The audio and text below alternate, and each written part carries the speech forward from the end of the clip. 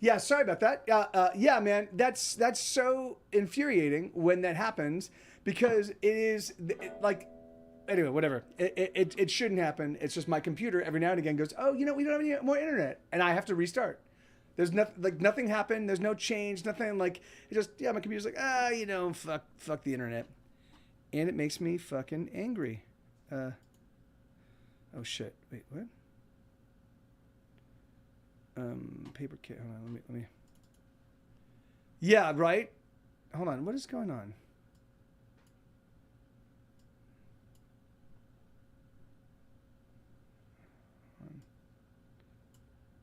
Okay. Hold on. My bot is my paper bot is freaking out right now, and I don't know why, and it's not moving. Come on, paper bot. Let's do this.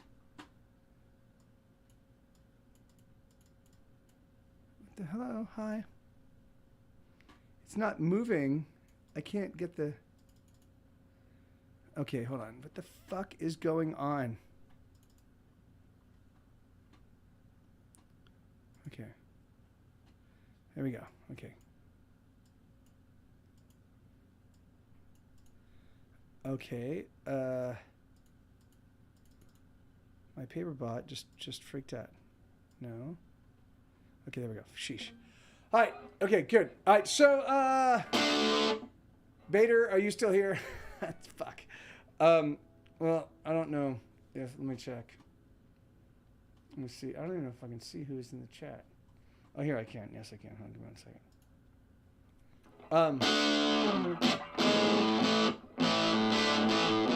And how you doing, Zoe? Sorry. Yeah. Right. Tech can occasionally infuriates, but awesome. Well, I'm happy to hear it.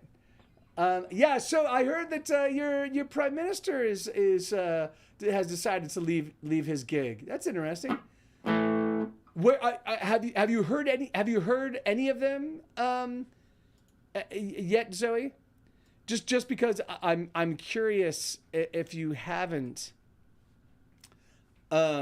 I'll be really curious to hear what you think. I think that episode 4 is sort of okay. Does he? Well, yeah. I mean, isn't that something that's going to be voted on by your MPs? Isn't that how it works? I don't know how that whole thing. Isabella? Sweetheart? Hold on.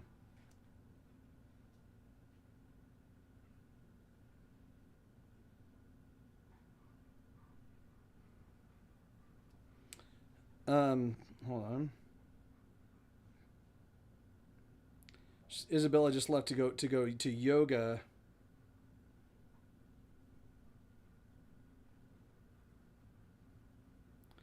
And all right, here, let me see. So yeah, it's really funny. There was an op-ed in the Washington Post talking about how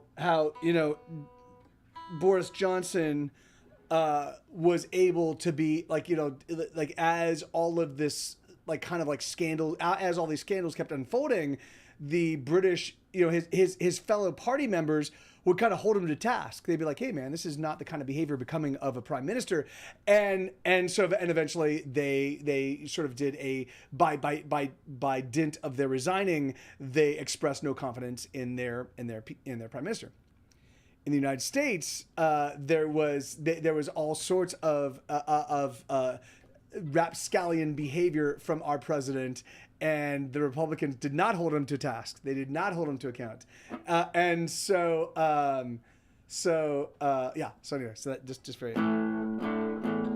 So it's very interesting to see how the political fortunes of two people that share populist perspectives kind of dealt with things the same way, but also both dealt in kind of like untrue, like very pointedly obvious untruths, and yet in the British Isle, one guy walks away, and the other guy. Boris wants to have a wedding party. Got married in last year or two at the prime minister's private residence before he leaves. Invites had already gone. Of course, that's very funny. Of course he did. Yeah, and so it's going to be the party that ends up burning down the private residence. All right, so I'm gonna switch back.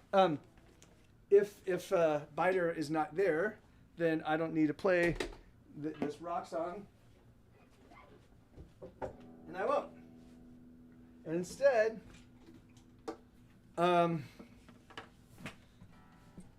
let's play some songs to kind of limber up my fingers, huh? Here, so let's.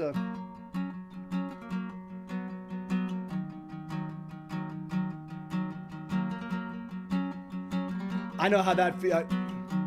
It's very funny, Zoe. I did not feel that way until recently. After the Supreme Court, it's really funny,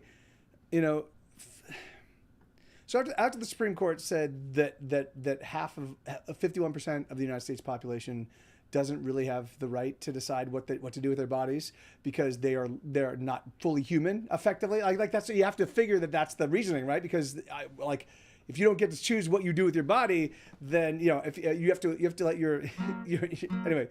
At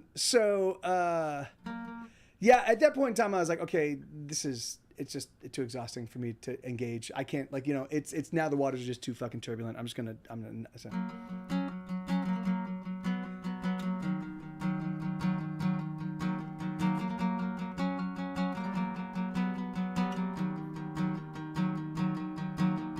Catastrophe waits for me in the form of a girl with long hair and narrow hips and eyes bright as pearls. I know I'm a goner. I know I'm as good as Walking Dead. I know I'm a goner. I should have known as soon as she said, oh, I like your music and the way it fucks with my head.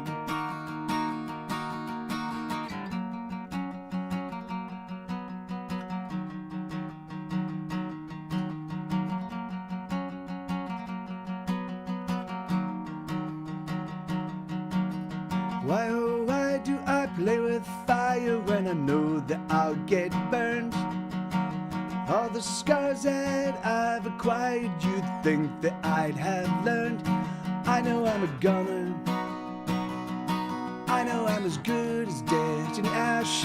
I know I'm a goner. I should have known as soon as she asked, why do all your songs sound happy but seem so sad?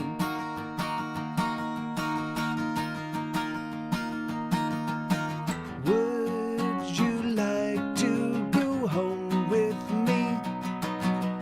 Would you like to go home with me? Would you like to go home with me? Hey, mother.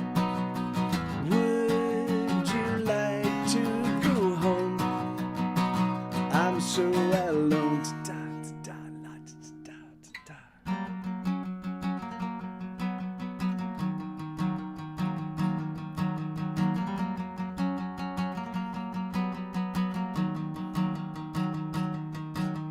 Catastrophe sleeps beside me in the form of a girl. Naked flesh pressed against me outside the sleeping world. I know I'm a goner. I know I'm as good as dead again. I know I'm a goner. I should have known it happened the moment when she came to me and said, hello, I am a fan. Oh, oh, oh, oh, oh. Yeah, there you go. That's a song called I'm a Goner. That's off of my third record. Came out way back in 2007. And if you were counting, I've effectively put out I didn't put out an album every single year, but I put out enough albums to qualify since 2002, my first record came out, 2002, 2003. Somewhere around in the early 2000s, 2002, 2003. Who knows? I know. The internet knows. I don't remember. But and then I've put out 20 albums thus far. And next week, Friday, my 21st album hits stores. It's #Dinosaur, an album that I co-wrote with you guys. All 9 songs on the record were co-written by my Twitch chat, by the internet, over the past 5 years. So super awesome. Give me 1 second. Okay, hold on. Oh yeah. So anyway, yeah, man. So I am taking requests. It's got to be songs I've written, but I am taking requests. You throw them down as you see fit, and I can play them. I can play 900 of my songs, so that's awesome. What's the most amount of songs you've written in a single year? About 105, Amanita. I've written, it was about 105 because I think I wrote 4 or 5 more, but I kind of lost count at one point in time. And the songs I could find were 105, but I think I actually wrote a handful of songs that I just like, because occasionally I would write them on paper, and there was and I remember a couple of songs I wrote during that period that I couldn't find. So, oh no, sure, no, yeah, don't. But hey, but welcome, Milu, and that's exciting. I didn't, but if you want to hear "The Devil Is My Elevator," I can do that for you, Ian.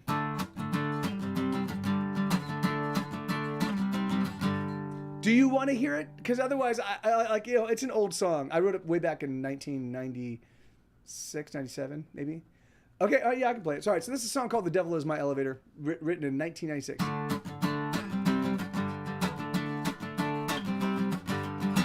Hey, Vader. Everything is gonna decay and nothing here is gonna remain, and I know that it's so. My soul is ragged and rent, my innocence is all but spent, and I know that it's so.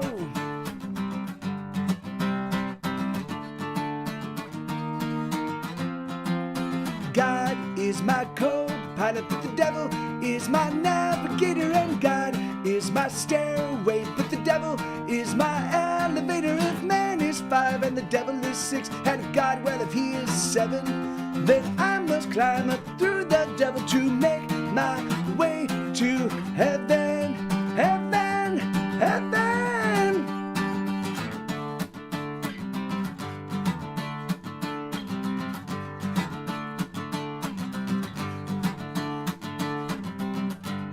Everything is made of decay and nothing here is gonna remain, and I know that it's so. My soul is ragged and rent, my innocence is all but spent, and I know that it's so.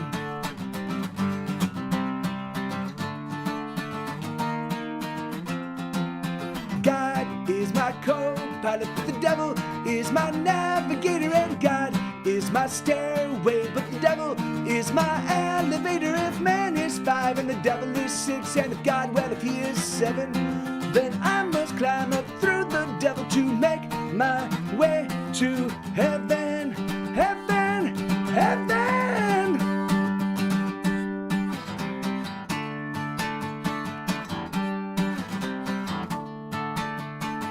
What are you gonna do now? How long have you been around? What are you gonna do now? How long have you been around? Down we go. Some take the ladder, but jumping is faster. Let's never slow. Pick it up, faster and faster. Down we go. Some take the ladder, but jumping is faster. Let's never slow. Pick it up, faster and faster. Down we go.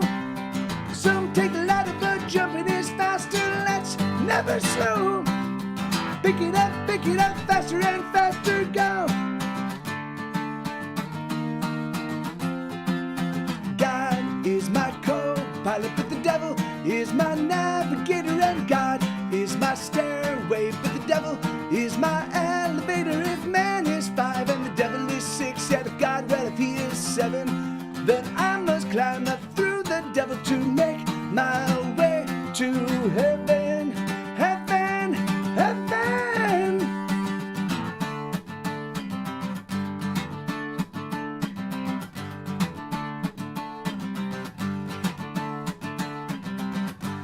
Everything is made to decay and nothing here is gonna remain, and I know that it's so.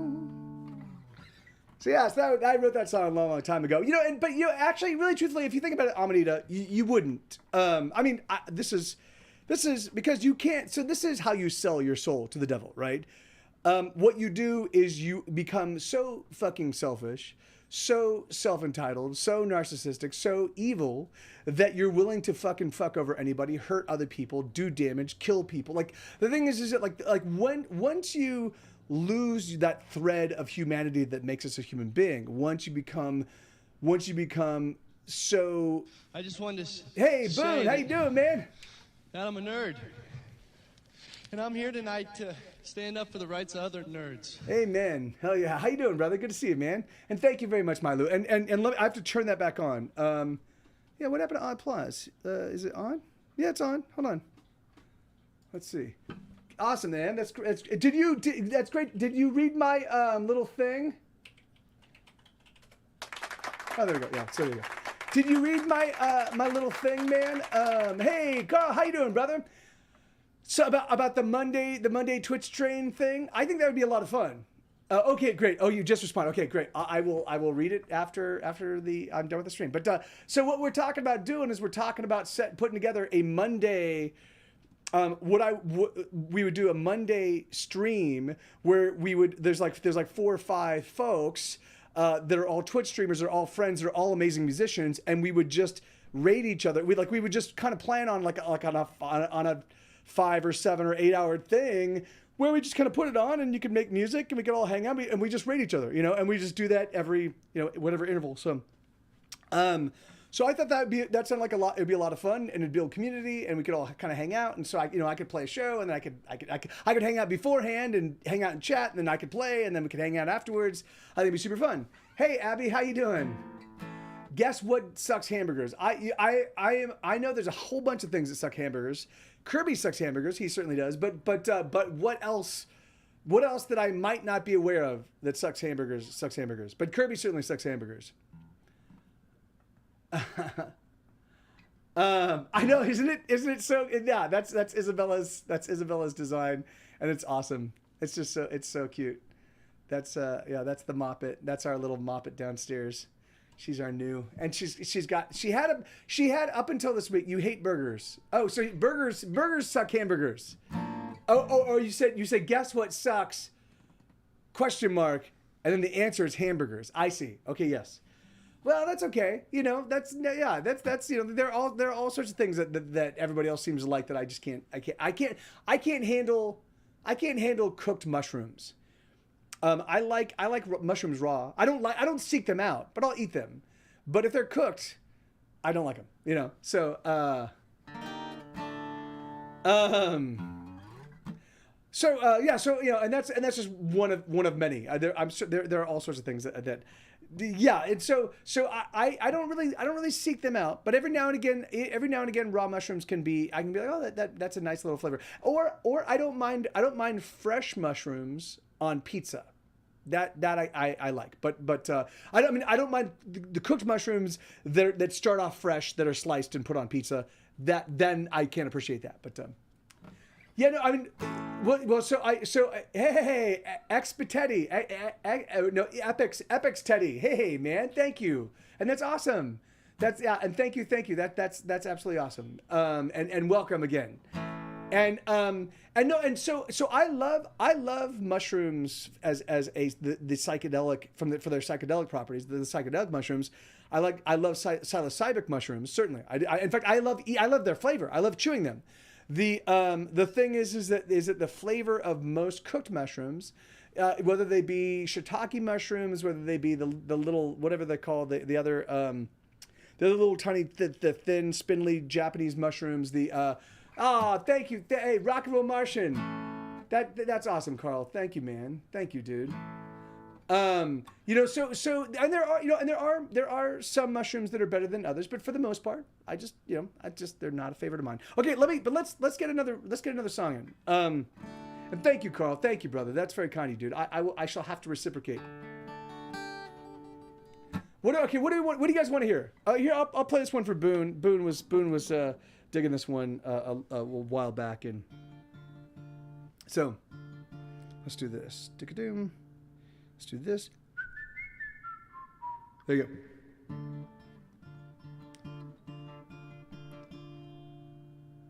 There we go. So, so I do want to say, for those of you that don't know Boone Music or Carl McHugh, both of them are spectacular songwriters. Both of them are folks that we're going to be doing. Both of them are going to be doing joining me on this Twitch raid train. They are they have careers outside of just Twitch. Obviously, they are spectacular songwriters. They play. Boone plays here in Austin quite often. Carl plays all up and down the West Coast. I'm certain he plays other. He's Irish, so I'm certain he plays all around the world. But he lives in the Bay Area and plays all up and down the Bay Area. And he just joined the. He just joined I keep forgetting it's the West Coast Songwriters Society. I forget the name. I forget the specific name, but he joined their board. So these are like luminaries. These are really, really talented, really skilled songwriter fellows that are hanging out, just because we're hanging out and we're friends. So so thank you very much, Carl. And so this is a song called My Doppelgangers and Me. This song was just utilized in my very first podcast. I have a brand new podcast. It's called Hesitation Cuts. Hesitation Cuts. You can find it right now on any podcasting service, except for like really tiny ones that hate my podcast because they're just too cool. They're like, this is way too cool for us. But all the major places you can find it, you can listen to it for free. And episode 4 was just made available to my Patreon patrons, and episode 4 is legitimately awesome. It's I think I finally have a good feel for the modality of storytelling. But here we go. This is a song called My Doppelgangers and Me.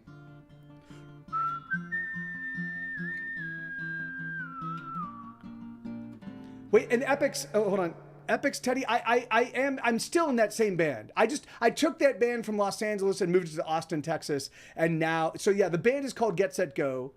I still put out albums under the name Get Set Go. I also do side project stuff every now and again, but Get Set Go is my, but what happens is I have 20 albums in stores. I have number 21 showing up next week. I have so much music now that it's fucking impossible for people to jump in comfortably and feel like, oh yeah, I've got a good handle on Mike's music. So that's why I'm doing the podcast. I'm trying to give, hey, Bider, thank you, man. Thank you, dude. Thank you, brother.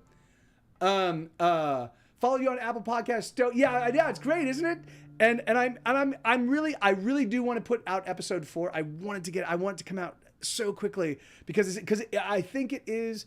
I think the first 3 episodes were me learning how to tell the story, how to tell stories correctly using the format I am literally inventing. No one does the kind of podcast I'm doing, but I think I finally got it right in episode 4. I think it really. But so, here we go. So let me just get through this one real quick, and then Julchen Kulchen, Lil Durk. I don't know Lil Durk.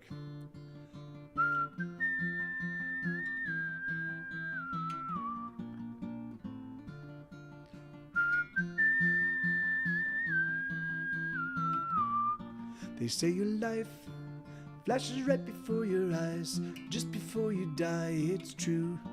And this is it, it's happening right now, it's flashing right in front of you. Have you had the time of your life? For this is the time of your life. Each decision that you make creates another you that went a different way. And in some other place, there's another me that did it all okay. Another universe's perfect me. And I'm just a very flawed copy.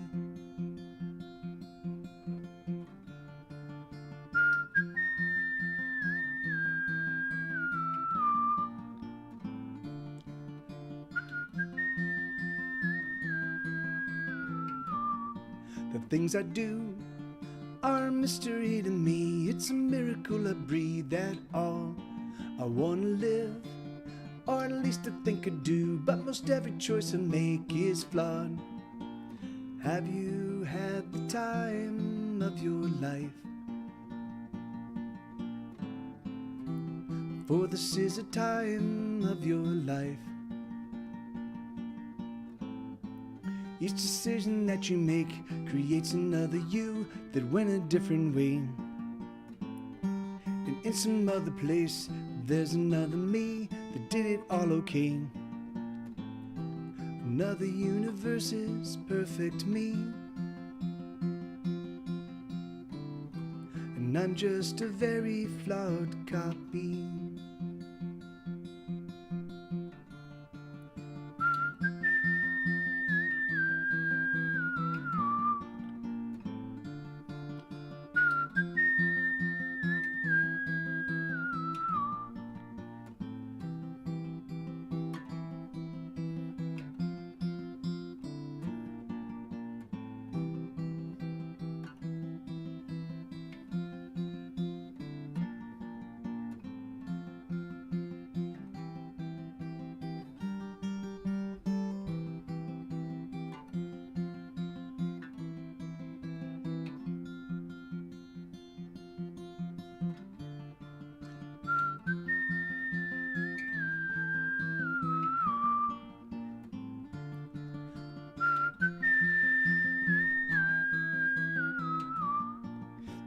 Have you had the time of your life?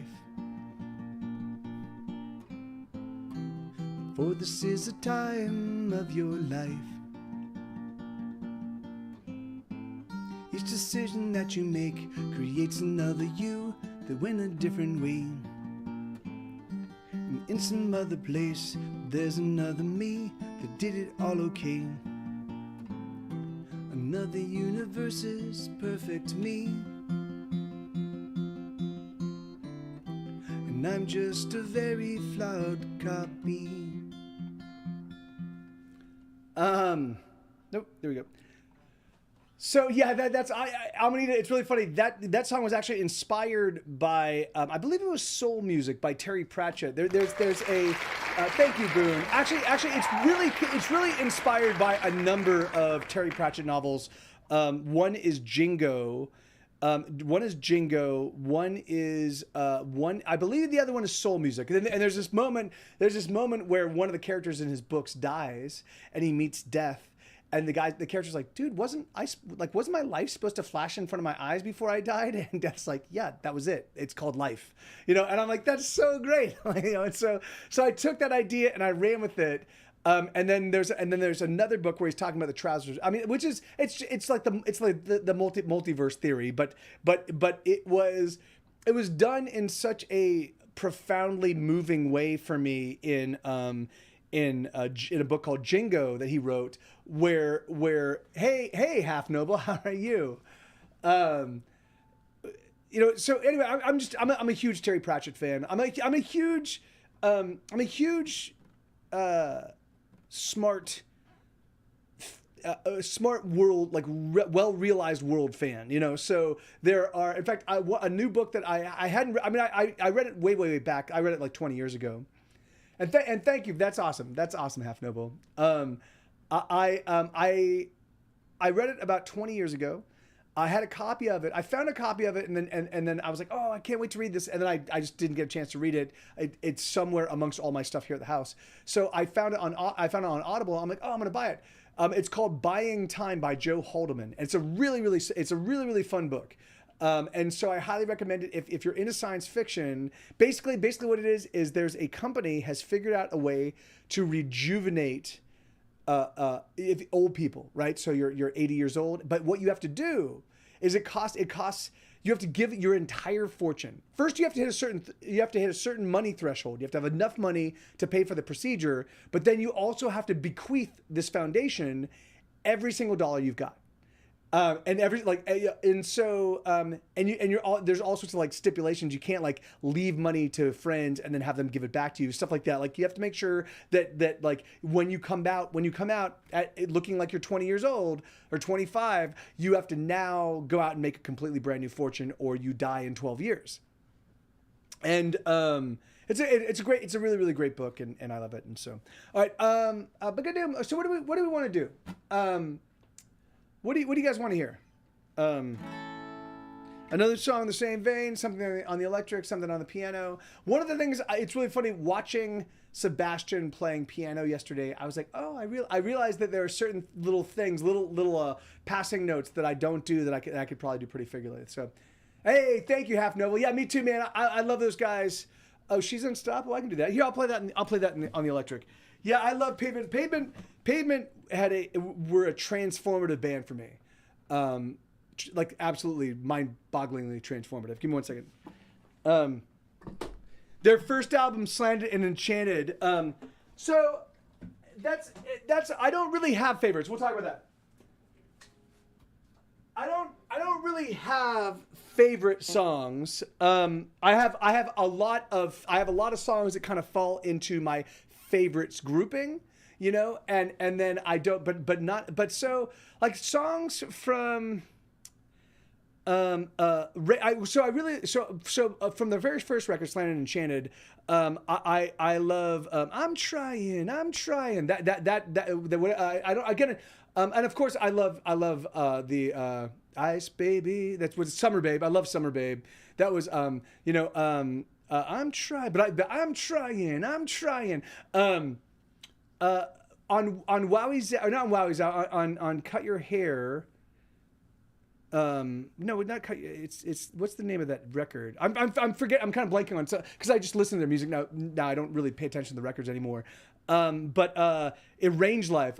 I want to arrange life. That's one of my favorites. On Wowie Zowie, I don't know. Yeah, so I kind of have like 3 or 4 favorites on every record, and sometimes those favorites change, you know. But yeah, that album, it's really funny. That was the first record that really taught me that you need to, sometimes with some bands, you need to, if it's so left of field, right? If it's so not something you've heard before, sometimes you just have to live with it. So what used to happen is I was working at Universal. I was living in the Palm Springs area, but I was working at Universal in Los Angeles, right? I was working at Universal Cartoon Studios. And so I would drive in, I was commuting. My first like 22 days of working there, I was commuting. So I would hop in the car at like 6 in the morning, and I'd drive the 2.5 hours to Los Angeles, because it's only 90 miles, but by the time you get into like traffic, you find yourself just miserable and just sitting in bumper traffic. So I had maybe 20 cassettes in my car. I had like the Pixies. I had like every Pixies album, and Trompe Le Monde had just come out, and I had like Mudhoney, and I had Dinosaur Jr. But all of these albums, and the Afghan Wigs right there. I had the Afghan Wigs, and so I had all these records, but I'd listened to all of them over and over and over again. And I had just seen Sonic Youth and Pavement and Mudhoney at a show at a place called Castaic Lake. And it was awesome because they rolled Kurt Cobain out. Kurt Cobain was in a hospital gown, and he was in a wheelchair, and they rolled him out, and he played one song on the acoustic, and then they rolled him away. It was super cool. It was just a really, really epic and amazing show. And so Pavement opened, and I really liked Pavement. So my sister, but I didn't have any money for buying merch. So my sister bought the Pavement cassette, and she put it in, and she, like a couple days later, she comes back to me, and she's like, I can't even understand this cassette. You can have it if you want it. So I'm like, I put it in, you know, and we're driving, and so I was driving back and forth. So this is right as I'm working at Universal, and I was putting in the cassette tape, and I'd be like, this is terrible. I can't stand this song. I would throw it away. Like I'd throw it in the back, and then I would go through all my cassettes. And like, of course, because I'm driving for 2.5 hours, sometimes 3.5 hours both ways. So I would get sick of a song. I get sick of all my cassettes, and so I'd put Pavement back in. And eventually, after doing that 5 or 6 times, I was like, oh, you know, this first song's pretty fucking cool. And then I get to the second song, I'm like, oh, I fucking hate this song. And I throw it in the back again. And then but I kept popping in. I'm like, I really like this first song. And then all of a sudden, when the second song grew on me, I was like, oh, I like these first two songs, but the rest of the album, I can't stand it. And by the time the third song grew on me, I was like, okay, I have to listen to this thing. I just have to listen. I have to learn. I have to understand this music. And it was transformative. It opened me up to so much new music, and it also opened me up to ways in which I think about music and ways I like. Yeah, like so it's really funny, man. And it's really, and another band that I absolutely love, which is the Archers of Loaf, and Pavement. I actually went into a place, it was called Penny Lane in Pasadena, and I went into Penny Lane, and I'm like, hey man, do you guys have anything that sounds kind of like Pavement? And one of the guys behind us, he's like, dude, we just got a brand new record you're gonna love. And he handed me Icky Metal by the Archers of Loaf, and I was like, and I bought it, of course, because this is what you did when you were a kid in the 90s. You just bought things sight unseen on the recommendation of the people that were like, here, listen. Oh, you like this? Listen to this. So I bought it. I went home.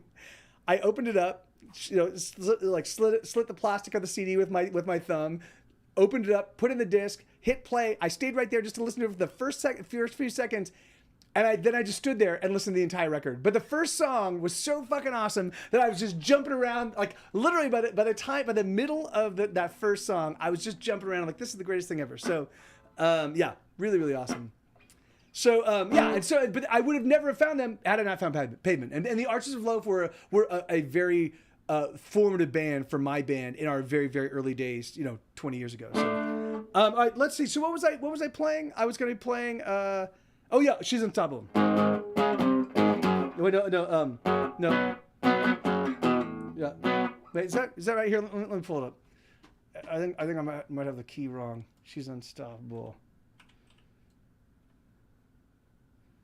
There you go. Yeah, yeah, of course, absolutely. My pleasure.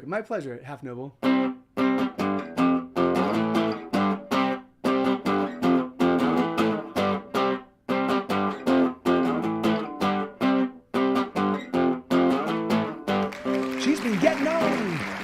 Getting off, she's been getting around, she's been coming up, she's been coming down, she's been coming around.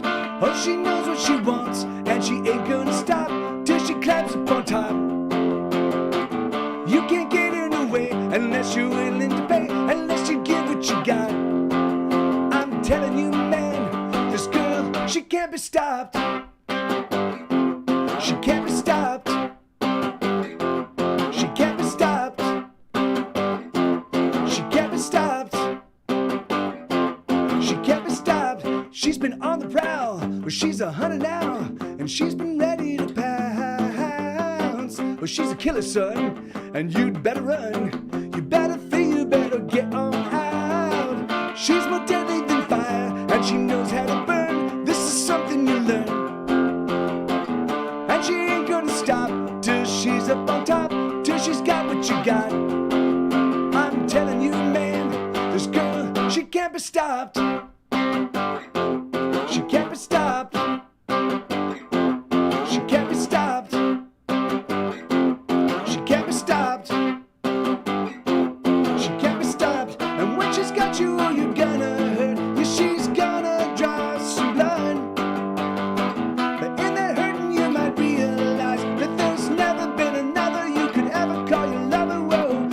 She's got you, oh, you're gonna hurt. Yeah, she's gonna draw some blood.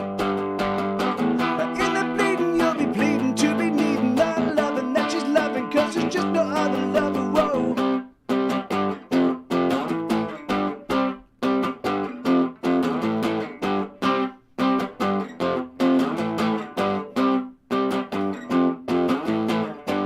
She's been coming on, she's been coming out, she's been coming around. She's been tearing up, she's been tearing out, she's been tearing around. Oh, she knows what she wants, and she ain't gonna stop till she gets up on top. You can't get in the way unless you're willing to pay, unless you give what you got. I'm telling you, man, this girl, she can't be stopped. She can't be stopped. She can't be stopped.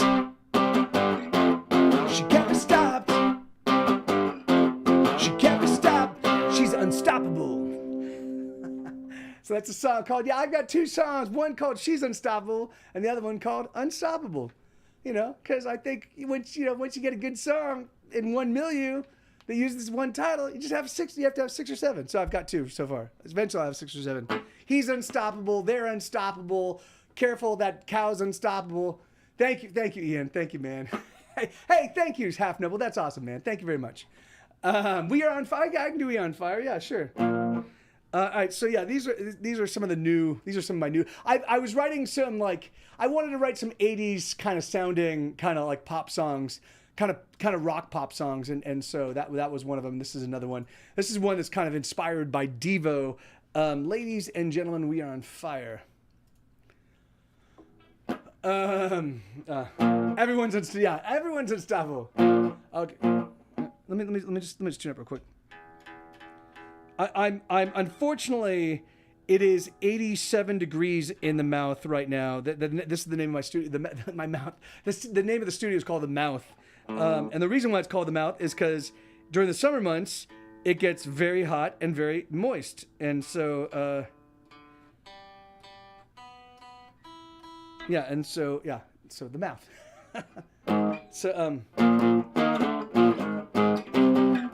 Bleach is unstoppable. Ruin my oh yeah, see, yeah, that's, you know, I mean, but man, just think about it. Like back in the 80s, people actively sought that out. They just pour bleach on shit and just let it make spots and like, yeah, that looks cool. It looks distressed. Whatever.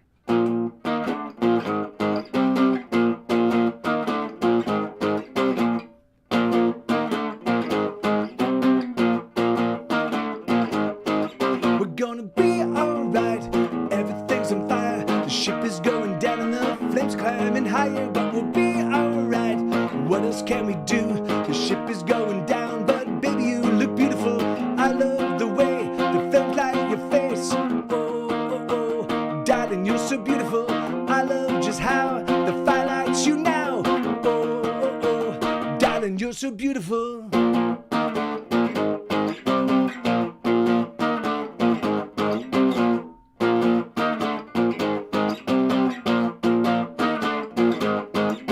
Gonna be alright. There's chaos in the streets. The buildings, they are burning. We're running from the heat, but we'll be alright. There's nothing left to do. Burn, baby, burn, and love you. Look beautiful. Embrace the fire. Burning desire. Oh, darling, you're so beautiful. I just can't wait. Oh, I'm on fire. Oh, darling, you're so beautiful.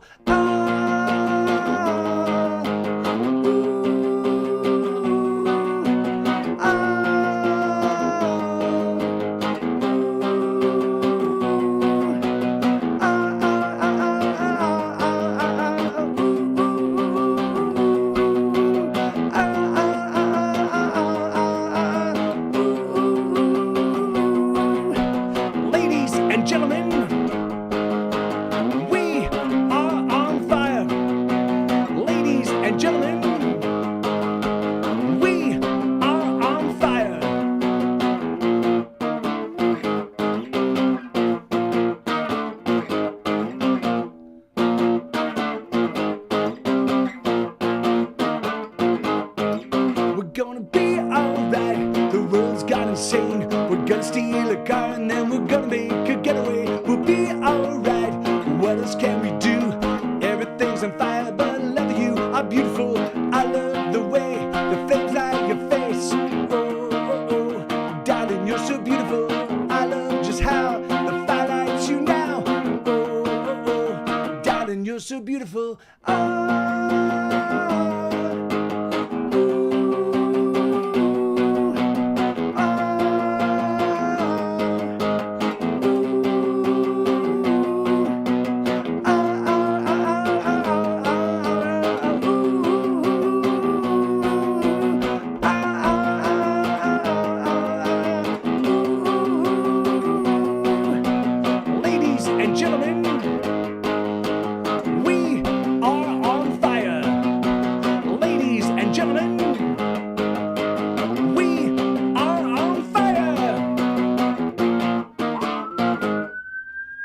Hey, Aldo, how you doing, man? Good to see you, brother. So that is a song called "Ladies and Gentlemen, We Are on Fire." And thank you, man. Thank you very kindly. Yeah. Hey, thank you, Half Noble. Yeah, man, thanks. I'm happy you found the stream, dude. That's great. It's nice. It's always nice. You know, I mean, it's funny because, you know, there are a lot of kids here on Twitch that, you know, that where our musical tastes do not overlap. You know, I mean, certainly I write catchy songs and people go, oh, I like that song, you know, but they don't. The understanding the origins of those songs. For me to say like, oh yeah, this was inspired by this, and have people just like their crickets chirp. I mean, the good thing is that crickets don't really chirp in this stream. Most people know what I'm talking about, but I have had big streams where where there's, you know, scores and scores of people or hundreds of people, and I'm talking, and they're like, and it's just crickets chirp, and I'm like, oh yeah, well, whatever. You kids, yeah, you know, don't, yeah, what is it on Back to the Future? Don't worry, your kids are gonna love it. Because that's the thing, is because everything comes back around. Right now, the '90s are a big thing. Like people are starting '90s sounding bands, and like so, which is good because I have a bunch of music that kind of works in that vein. But eventually, my heyday, which is the early, like basically from the early aughts till 2015, 2016, like all of that, like when that comes back around, I'm like, oh yeah, by the way, I'm still here, everybody. You got COVID? Are you kidding me, man? I'm so sorry, brother. I'm so, yeah, I'm sorry, dude. Well, don't, oh, it's going. I see. I'm sorry. Yeah, I thought you said you had to be going. I've always loved the 90s and early aughts. Well, yeah, well, that's great. So yeah, hey, Dipsu, that's an awesome handle. But to be honest, it has allowed me to relax and unwind. Oh, that's great. Well, yeah, well, that's good, right? So you're like, yay, 2-week vacation. That's awesome. I love niche music, like 90s bands like Souls. Yeah, no, that's great, man. Yeah, I love the most. In fact, Ronnie Barnett is we're friendly with each other, but Ronnie Barnett of the Muffs, we are friendly with each other, but not like we're Facebook friends, but like you know, when we comment like occasionally on stuff, but he's not like a bosom buddy, but he was part of our like he actually. There was a whole cadre of people that were not, their bands did not play with our scene, but they would hang out regularly in our scene, and that was one of them. So, hey, oh, that's awesome, Dipsu. Well, that's great. It's yeah. When the war of names kicks in, it's going to be the Mikes versus the Sarahs, and it's good to know that you're on Team Mike. So that's it's always silly to like be like, oh yeah, I'm 1 degree of separation from you know these amazing bands. Okay, so I don't think I've got any other songs in the request queue. I can populate the request queue with my own songs, but if I do that, I'm gonna want to play.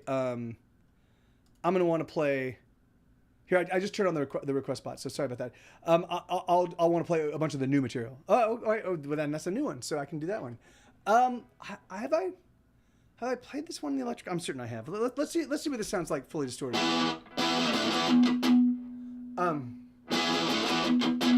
Wait, no, let me just review this one.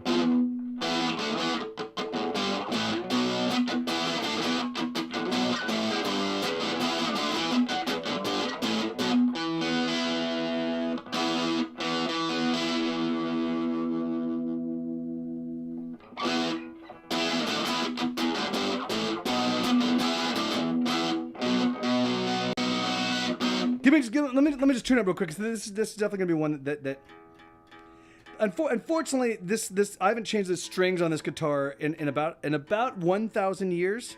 I changed it. The last time I changed them was right around the 13th century, right as metal was being invented. So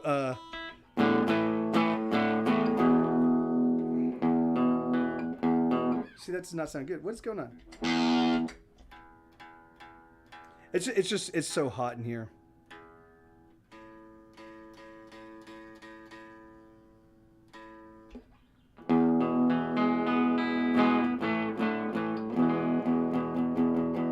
Yeah, I can cheat this. Here we go.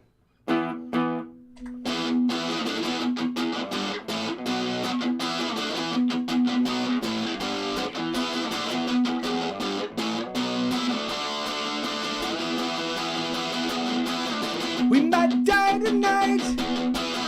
We're gonna ride a tiger. We'll set the night alight. We're gonna ride a tiger. We're gonna ride it like it's never been rode. We're gonna let loose screams as we ride the tiger. We're gonna let it bleed as we ride the tiger. Oh, we're gonna ride it like it's never been ridden before.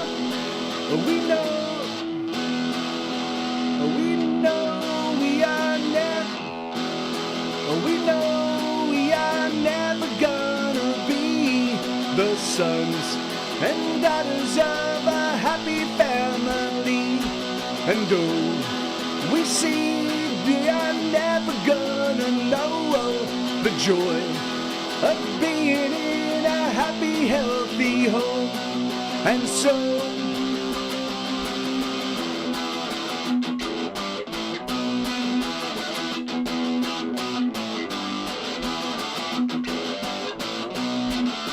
Teal paper can, we're gonna smoke 'em out as we ride a tiger, and we'll show no doubt as we ride the tiger. Oh, we're gonna ride it like it's never been rode. We're gonna drive first blood as we ride a tiger.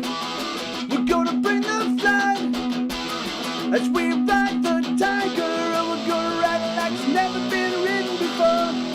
And we know we are never gonna be the sons and daughters of a happy family. And oh, we see we are never gonna know the point of a happy, healthy home. And so we come from broken skin and bones. Never will we rest, never until we find a home. We come from bitterness and lies. Never will we rest until the day we die.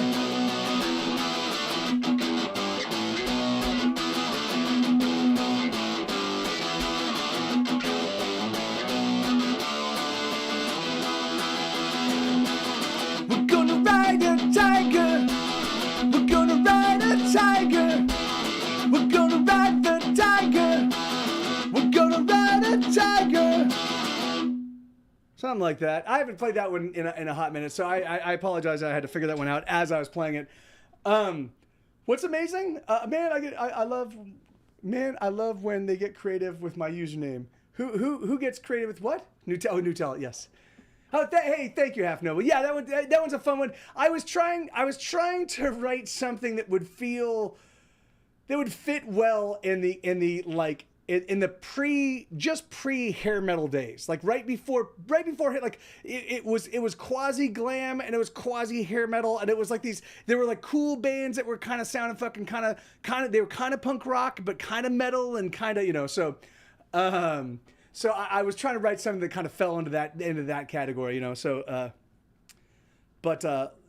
but yeah, anyway, so Hearts and Twain. All right, I'll do Hearts and Twain on the acoustic. So hold on, wait, what's going on? All right, and I can do Kick It. Awesome, cool. All right. Ba-doom. Yeah. So I've written. So I have about 400. According to my Spotify, because I favorited all of my songs so I could see exactly how many songs I have on Spotify, and I have 488. And then I also have written 130 new acoustic demos that I'm turning into that I will be turning into my 2023 albums. This year, my next record, #Dinosaur, which is songs I co-wrote with you guys, though that album is coming out next week, Friday. And so, okay, so on Wednesday, I'm having an album listening party. For my Patreon patrons though. So we're doing a morning listening party for my European and Australian folks, and then we're doing an evening listening party. But then I'm playing on the next day. It's going to be my last Ursa live show. and I'm doing that. I'm playing the album in its entirety, and then the album drops on Friday. So lots of cool stuff is happening next week. But yeah, man. And then I'm gonna take the rest of the year just to focus on the podcast. And thank you, Aldoodle. That's awesome. And then yeah, well, I'm gonna talk to them. But okay, let me explain to you guys kind of what my frustration with Ursa Live and my hope was that they were gonna bring it up and sort it out without my having to bring it up to them. So when you get a guarantee, right? When you get a guarantee from a venue, you are guaranteed. So you're guaranteed, like depending regardless of the amount of money that comes in, you're guaranteed that you're going to get paid X number of dollars. And that guarantee. So they guaranteed me $100, which they didn't pay me. They didn't actually pay me the money up front, but they recouped that $100. So they didn't pay me the $100, but they've recouped that $100 guarantee for every show I play. So they don't pay me the $100, but then they take the $100 out. That's my guarantee. So I'm like, guys, that's not how guarantees work, right? The thing is, the guarantees are in the eventuality that I don't like. You are supposed to pay that, but I like you can pay me $100 in advance, but like this is your guarantee when I show up. Like that's occasionally that would happen as we'd show up at a venue and they'd be like, here you go, here's all of your writer stuff, and here is your and here's the money, and there you go. And then we'd be set with that, and then if there was anything else on top of that, like if there was other ticket sales or something that was above and beyond what like if there was like a door split, like anyway, so blah blah blah. That's exactly right. So they do. So I do get paid, but they just take that $100 that they didn't pay me. That's the guarantee. That they recoup that $100 that they didn't actually pay me. So they recoup the $100. So I've watched this over the past, like every single time I've streamed for them, and I'm like, that's exactly right. If they paid me the guarantee, then they would recoup it, and I'd be totally cool with that. But they don't pay me the guarantee. They just recoup it, And so I'm like, I've been like, so again, I knew that if I took umbrage and said something after the first show, they probably just wouldn't have me back. And it might have been a mistake on the first show. So I just waited to see what waited to see if they're because every person involved in the company gets a mailing, is on the mailing list that like all of the bigwigs are on the mailing list that they send me with the actual economics book out. So anyway, blah blah blah. So I have to talk to them. And if they, but the thing is just like just for me to bring that up and be like, hey guys, this is not the way guarantees work, and I should be, you guys have effectively stolen like $400 or $500 from me. So the way recouping works. So if they paid me $100, if they were like, hey, just to get you in the door, we're gonna pay you $100, and this $100 is a guarantee against monies that they're coming in from, yes, and they do take a percentage. So they take 20% plus I think there's like a processing fee. So it's like, so they take like 25%, which is fine. Like that I'm totally comfortable with. And even with the and if they pay me anyway, so I just have to sit down and talk to them about the way all this stuff works, because they because the thing is, and really truthfully, maybe somebody in their organization is supposed to pay me the guarantee beforehand, and maybe they don't pay that, and maybe that person who is supposed to pay that out has not. Maybe that person's been pocketing it this entire time, thinking that I'm an idiot and just they didn't send it to me. I don't know, so I'm gonna bring it up to them. But I wanted to make sure it was actually a pattern. So I did 3 or 4 shows, and I was like, okay, this is definitely an issue. So I have to talk to them. So if it's not corrected, so now it turns out that they're about $400 in arrears. So I'm going to be like, okay, so we've done these 4 shows. This has happened each time. Is this your policy, or is this just a mistake? If it's a mistake, then let's correct it. If it's not, then I've spent so much supporting them for you, so yes, I certainly will, Aldo. Yeah, so Yeah, man. Yeah. So I mean, and otherwise they've been awesome. Like the sound people are great. The like everybody's super cool, super friendly, you know. And they actually, I talked to them. They wanted to partner up with me because every single stream has gotten bigger and better, and I've literally blown out like their attendance records. We've blown them out, and tipping records, like all this stuff. So I was like, hey guys. So they wanted to partner with me, but then there was an NFT component, and I was like, you know, I've already discussed NFTs with my Discord community, which is that's really where my most engaged people hang out, and that's where we all commiserate and chat. And they for the most part have been uniformly very anti NFT, and that did not sit well with them. So yeah, so that did not sit well with them. So anyway, so it's a little weird, you know. So all right.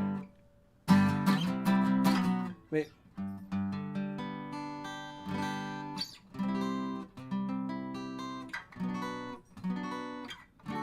Some. We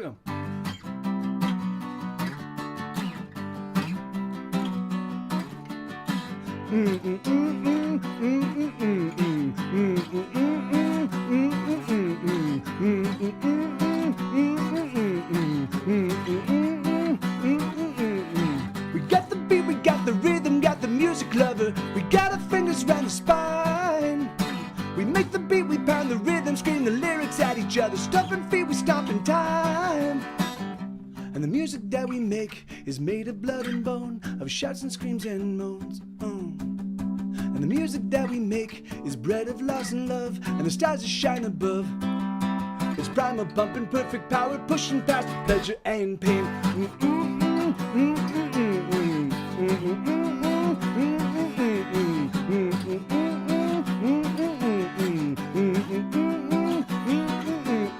We got the thrum, we got the hum, we drum the rhythm, brother. We own the measure and the time.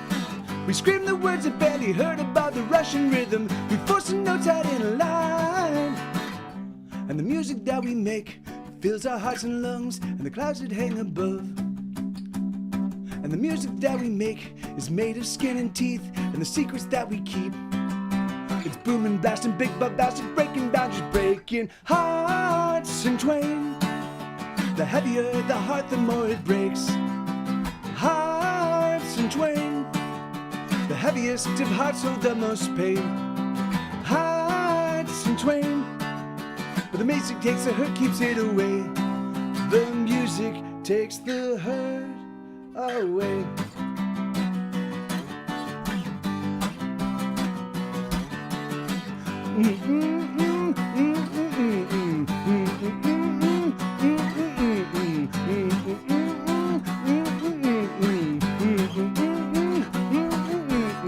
We got the beat, we got the rhythm, got the music lover. We got our fingers round the spine.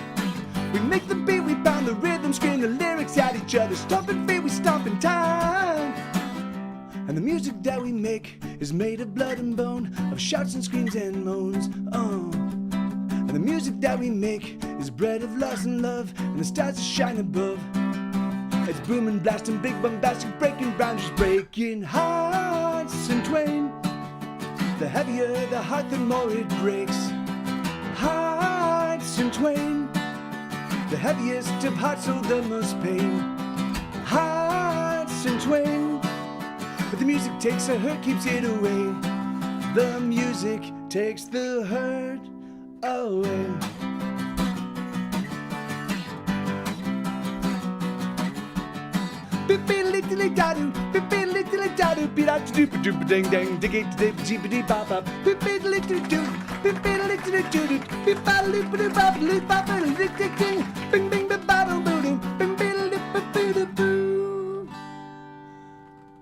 Yeah, you know, I mean, so, you know, again, I don't want to go in the attack, and I don't want to assume, like, you know, it could be an honest mistake. It could be, hey, thank you, Half Noble. Thank you, Ian. Thank you, Bobcat. It could be, and thank you, Aldoduel. It could be that that maybe they don't understand how guarantees work. It could be, again, that they think that they were, like, I mean, you know, maybe their position is, well, we guaranteed you this $100, So in our minds, it's like it could be something weird. They could have a weird interpretation, and I could be like, no, that's like the guarantee is supposed to be paid, is guaranteed to me, not to you. You're not guaranteed $100. I'm guaranteed $100 to incentivize me to come and play. You know, like that's my guarantee, not yours. So it could be, and it could be that maybe they're trading on that confusion. You know, and so we'll see. Like, so I just need to talk to him about it. But that's fine. Like you know, it's. The cool thing that they offered me, the cool thing that they is that I realized that sometimes it is nice to do special one-off shows that's just 1 hour. It's so much easier for me to compel people that don't show up in my Twitch stream. When my Twitch stream is important. No, it's not. It's not Bobcat. No. I know, and I actually have done very, very well. I have done very, very well through Ursa Live. But basically, like if I've been tipped like $400, then I'll make like $320, something like that. You know. So or probably not even that. I think I make like $280. So if I get paid, because they remove the $100 guarantee, and then they take whatever their cut is. So, and you're totally right about the Amanita, but the thing is, again, I wanted to make sure that they could see what I could do for them in terms of like bringing in numbers, and in terms of bringing in a crowd, and in terms of bringing in an enthusiastic crowd, and in terms of bringing in an engaged crowd, you know, because I know I could tell that all the stuff they'd done previous, it just didn't have they mostly were dealing with people that were amateurs to live streaming, and they also didn't really fully get that, so they've got a lot of awesome ideas about what they want to do with the thing, but I also want to make sure that they understand the economics, and I want to make sure that they understand that I'm not an idiot, that I just was waiting to see if they were going to correct it, you know. So maybe they think that you're making more than 100, the guarantee is met. Yeah, I mean, so, but even if the guarantee is met, then they should not be taking it out of the money that's paid to me, you know. So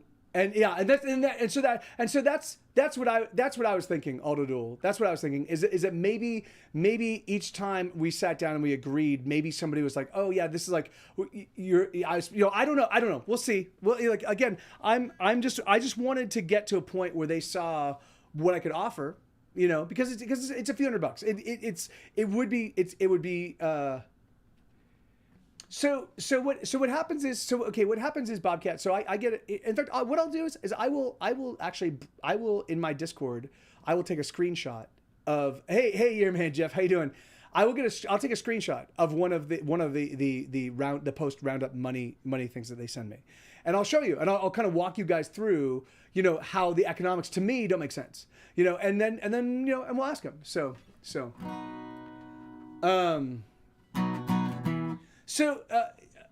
Yeah, we're just talking about we're talking about the finances behind live shows, and the way that often they're a little bit of a card shell game, you know, and in fact, man, and I've been and that's, you know, and the thing is like, and again, and it could be that their interpretation of what again, if there is, because we didn't sign a contract, so it could be that maybe on one of their websites they're like, we are guaranteed, like, hey, thank you, brother, thank you so much, man, how you doing? Good to see you, amigo.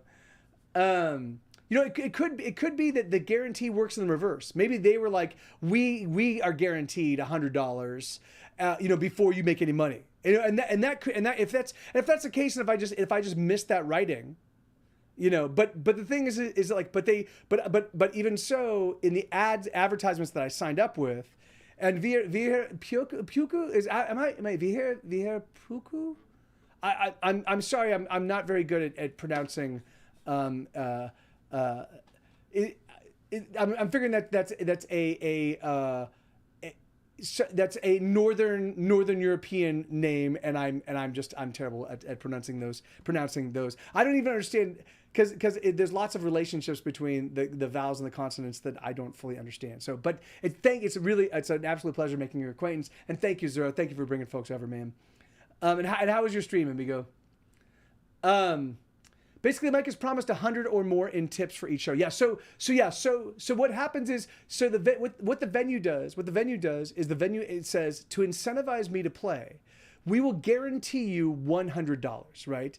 We will guarantee you, and that's my guarantee. We'll guarantee you $100 to come out and play. So and then usually what happens is then after so if they sometimes it'll just be a buyout. Like, or sometimes I'll be like, we're gonna give you $100 to play, and that's it. And then anything we make on the door and anything we make at the bar, or whatever, like that's our money, and your money is the $100. So and if that's the case, then I'm not fully incentivized to promote it, right? Because I'm going to get paid regardless. So in order to incentivize people to promote their shows and make sure that their fans come out, is what they'll do is they'll offer a guarantee, and then they'll offer a door split, like they'll offer a percentage, you know. So because there is no door, there is no ticket price, they instead choose to split the tips. So for me, you know, and so again, and that was why I prioritize. Stream is good. Played some Rocksmith. Can't play acoustic. Oh yeah, of course. No, that's awesome. That's great, man. Yeah, that makes sense. Where do you live in? Do you live in an apartment complex? Is that why? Like, yeah, it's funny. One of the great things that I can make music kind of as late as I want. I don't, but I could, because I don't. My only neighbor is right below me, and all of my music happens in the loft. So I'm upstairs. So I could make music loud, because I don't have a neighbor right here. I don't have a neighbor right here, but I do have one right below. But you know, so. Anyway, all right, so this is a song called "Kick It." This is a new one, and it goes.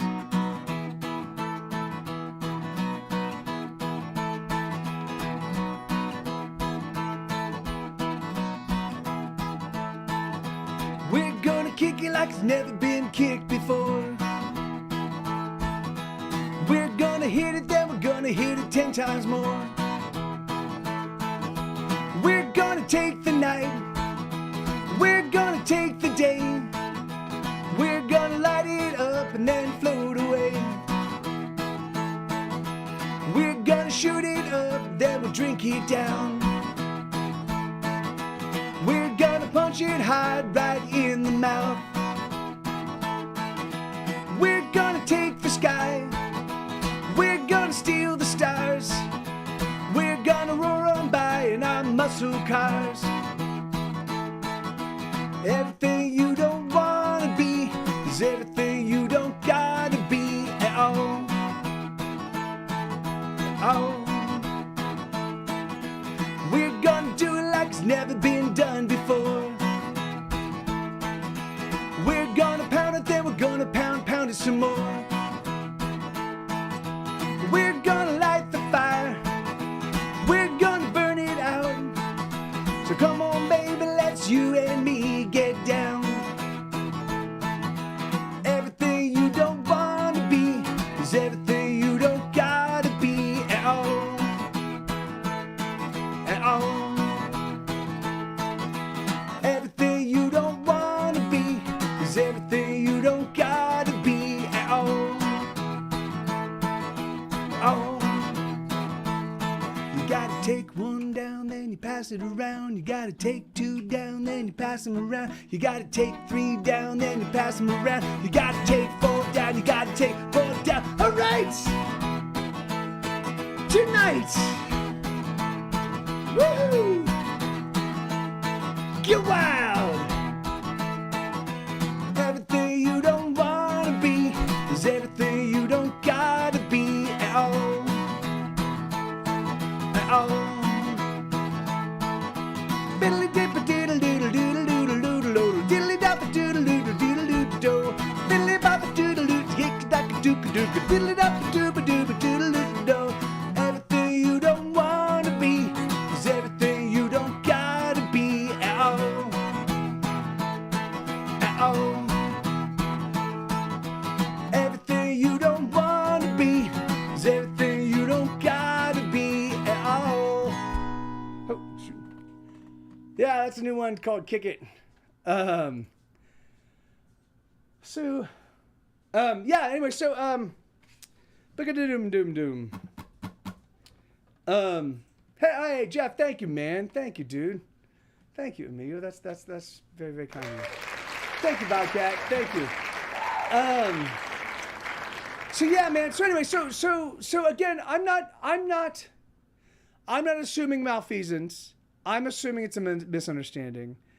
And we'll see, you know. But I am saying though that it is potentially my last Ursa Live thing, and so you know it'll be like regardless I agree to do it, I'll do it. You know, they've certainly made money on those streams, which is awesome. You know, and even so, if it really was that they were like we wouldn't need to charge $100 for all of our services, all their sound people, and like maintain the thing. I can see that. I'm like, okay, I see you're a startup. You know, you're still kind of, but be upfront and explain it to me. You know, so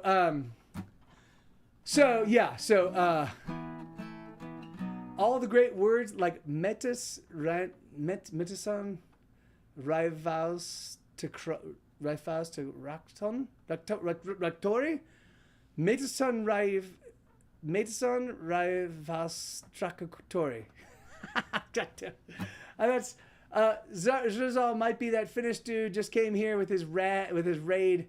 Oh no, yeah, and I can't even try to pronounce that word. I just did, but I couldn't do it and expect to be understood. Hey, do you metas on rai vas fast raktori metas van metas on rai vas track. Anyway, here we go. This is another song.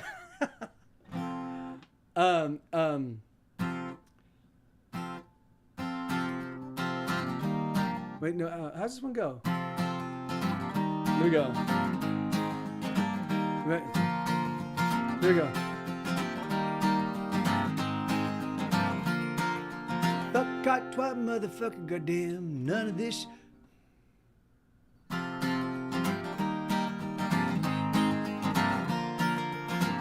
Here we go. This is a song I co-wrote with my Twitch chat. Fuck, cot, twat, motherfucker, goddamn, none of this shit works according to plan. Every little thing is falling apart. I think my day needs a total restart. Balls, slut, bagels, and cheese. Can this day fuck off? Can it fuck off, please? I'm so sick of all this shit. I've had enough. Fuck you, I quit. I'm done. I'm through. Fuck me and fuck you. I'm done. I'm through. Fuck me and fuck you. Fuck you. Fuck you. Hey, Coach Gamer. Spray diarrhea all over this place. You need a blunt pickaxe right to your face. A rusty long dart pushed through your eyes. Stick your tongue in a socket and die. I'm in the worst place that I've ever been. Coffee won't save me, so I've turned to gin. I don't know if I'll ever feel human again. This day is gone and done me in. I'm done. I'm through. Fuck me and fuck you. I'm done. I'm through. Fuck me and fuck you. Fuck you. Fuck you. Fuck you. Fuck you.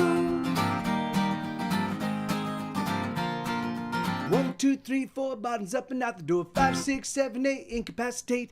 SHIT, this day would be the death of me. Never gonna get another chance to get it. 1, 2, 3, 4, bottles up and out the door. 5, 6, 7, 8, incapacitate.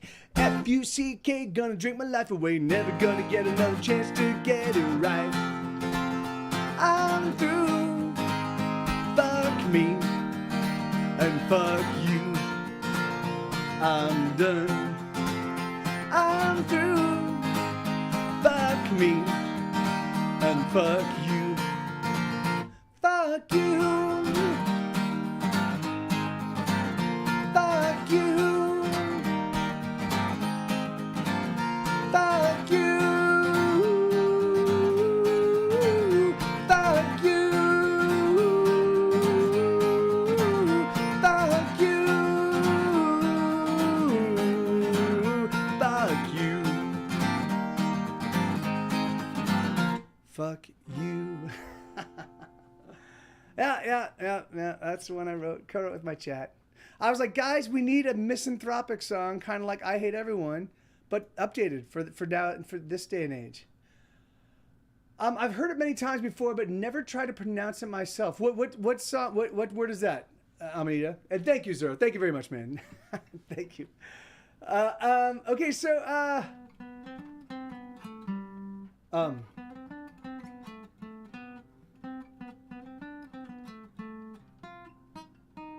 what do we want to do? So I'm out of requests. Let me do this. Let me dick-a-doom, dick-a-doom, dick-a-doom, doom, doom. Dick-a-dick-a-doom, dick-a-doom, doom, doom. Where's Paperbot? Here it is. Paperbot, paper. Thank you. Yeah, me too. Sometimes the dinosaur. Yeah, I can do Paleophile. Here we go. Yeah, this is a song called Paleophile. This is another song I co-wrote with my chat. This album, all of these songs. That last song I just played. This song I'm playing right now. They're on a record that's coming out next week. It's called #Dinosaur. It'll be hitting all stores, every store, everywhere on the planet Earth. It's gonna be everywhere. It's gonna replace all products. It's just gonna be. We're gonna live on a diet of nothing but this album. So. When I was a wee one, I had my first crush. Those tiny fossil arms made me blush. That neck, that tush, that horn, that never-ending smile.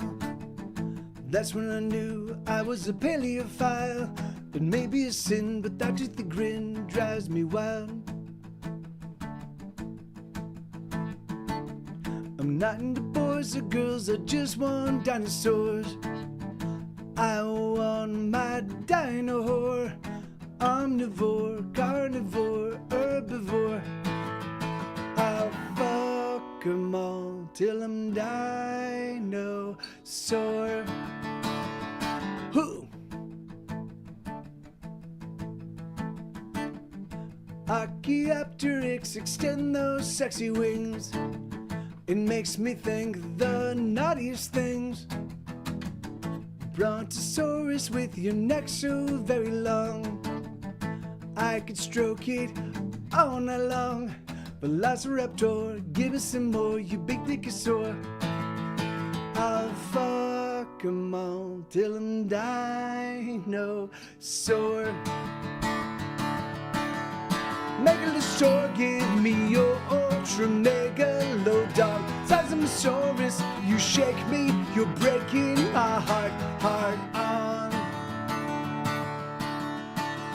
I wanna go back to the past for that sweet dino ass. Bring back the clock, wind back the clock, tickety-tock for that fat dino cock. Please take me home, I'm all alone, I'll live down without dinosaurs. The dinosaurs. Who? Triceratops, who can you top me? You make me horny to the power of 3. I have only one wish for my Mesozoic date. I want a T-Rex to masturbate. When we're alone, I polish your bone till you squirt down the foam. Ankylosaurs, I'm not into boys or girls, I just want dinosaurs. Here we go. I want my dino whore. Omnivore, carnivore, herbivore. I'll fuck 'em all till I'm dinosaur. Who? Ankylosaurs, you will someday become gas. Till then use your tail to pound my ass. Stegosaurus with your lovely lady plates. Why don't you come please sit in my face? What can I do? I like to screw, I bet they did too. I'll fuck 'em all till I'm dinosaur. Megalosaur, give me your ultra megalodon. Sesamosaurus, you shake me, you're breaking my heart on. wanna go back to the past for that sweet dino ass. Wind up the clock, tickety tock for that fat dino cock. Please take me home, I'm all alone, stuck in a world without dinosaurs. Without dinosaurs. Oh, what a bore. Hey, thank you, Aldo. Thank you, man. There you go, Zura. There's a gift sub for you. That's awesome, man. Thank you, brother. Yeah. It's really weird. It seems like everybody kind of has a different latency. It's sort of like the internet is actually just a bunch of nodes connecting all of our computers together, and some of them work slower and faster than others. What the hell? Such bullshit, man. All right, so it's a really hard time to be falling in love. I wrote this song during the pandemic. I'm not on. Hey, Zura, my pleasure, man. I'm not on Wi-Fi, Paper Cat. I am not. In fact, there's nothing right here. I will show you. I don't know how I can do this. Let me see if I can show you. Google speed test. Let's do this, and then maybe I can screenshot this and show it to you guys. Although I'm not getting the kind of speeds I should be getting, dude. I should be getting over 2,000 megabits upload and download speed right now, and I'm not. And so that's not good because I should be getting 2,000 megabits per second upload, or at least somewhere around there. That is not cool, man. What the fuck is going on? So I'm at 480 megabits per second download speed and 750 megabit per second upload speed. So, but still it should be sort of, that is not cool. Yeah, well, I mean, it's Google Fiber, and usually it's like, but just since I started streaming, it's been pretty spotty, which is it dropped. It dropped when I first started streaming. So whatever, like I'll troubleshoot it after the. Yeah, man, it's funny. It's funny because I had an early I was an early adopter of MP3s, and in 1998 I had a website called yrecords.com, and yrecords.com was, I basically converted all of my friends' cassette tapes of their original music and converted them to MP3s and put them up on the website. And so people wanted and so they'd be like we each had like 4 or 5 songs on there because it was just like a little, hey, this is our band.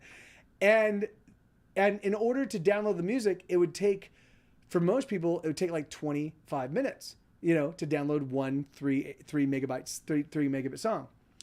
And we only did original stuff. We only did our own stuff, Jeff. But and it was, and then when I got the very first DSL line, of anybody I knew, I was an early, like they made DSL available, and I was playing a lot of Ultima Online, and I'm like, oh, I want this fast connection. So I signed up and I got it super early. We were like a test market in Sherman Oaks, and so in the LA area, and so they installed it. And I was like, and so I literally would have my friends come over from all throughout Los Angeles just to watch, because we all knew that to download like a 4 or 5 song EP from our site, it would take like 2 hours. And so you just click on one and you wait 20 minutes and you come back and you click on another one, you wait 20, 30 minutes. And I was like, guys, watch this. And so these are like 3 megabyte files. And I was like, watch this. And I click on the button and it would just go boop, bing. And they're like, oh my, like it was literally like we had just entered the fucking, like a brand new universe. Oh my God. So yeah, it was really, really fun. That was the, so I try to recreate that when I can. So whenever there's really, really fast internet available, I have not left my house. I haven't left my house because I've got great internet here. So yeah. It's a really hard time to be falling in love. It's a really hard time to be the one that you want, 'cause the world is ending tomorrow. It's a really hard time to give my heart away. It's a really hard time for us to say I love you, 'cause the world's ending tomorrow. But darling, I'm with you, no matter anything you do. I am with you, I am for you, I am here. And darling, let's be clear, there's no getting out of here. But I am with you, I am for you, and I love you. It's a really hard time to be falling in love. The sky is falling from the heavens above, and the world is ending tomorrow. It's a really hard time to be you and I. The distance between us is thousands of miles, and the world is ending tomorrow. But darling, I'm with you, no matter anything you do. I am with you, I am for you, I am here. And darling, let's be clear, there's no getting out of here. But I am with you, I am for you, and I love you. Oh, there we go. Don't you know, I'm not letting go of you, I'm holding on. Don't you know, I'm never letting go, I'm holding on.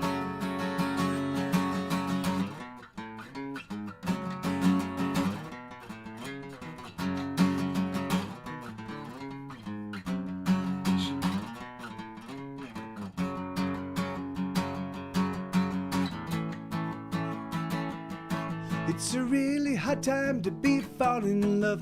The distance between us is so very tough, and the world is ending tomorrow. It's a really hard time, but I'm falling. It's a really hard time, but I'm falling in love. It's a really hard time, but I can't get enough, and I hope that I see you tomorrow. And darling, I'm with you, no matter anything you do. I am with you, I am for you, I am here. And darling, let's be clear, there's no getting out of here. But I am with you, I am for you, and I love you. I am with you, I am for you, I adore you. I am with you, I am for you, and I love you. Yeah, something like that. I haven't played that one in quite some time, but yeah, I like that one. I wish this little section. Wait, so.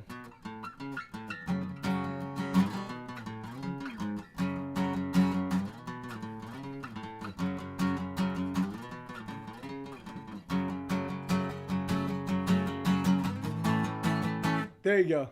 Which one is that, Boone? You should write a song about the little Moppet, the unconditional love. Yeah, I mean, yeah, she really is a hardcore lover, man. I mean, she it's funny because I get up early in the morning and I let her out, you know, and I get a lot of time with just her, she and I running around and being silly, you know, like so yeah, so there are times when like when I leave the house.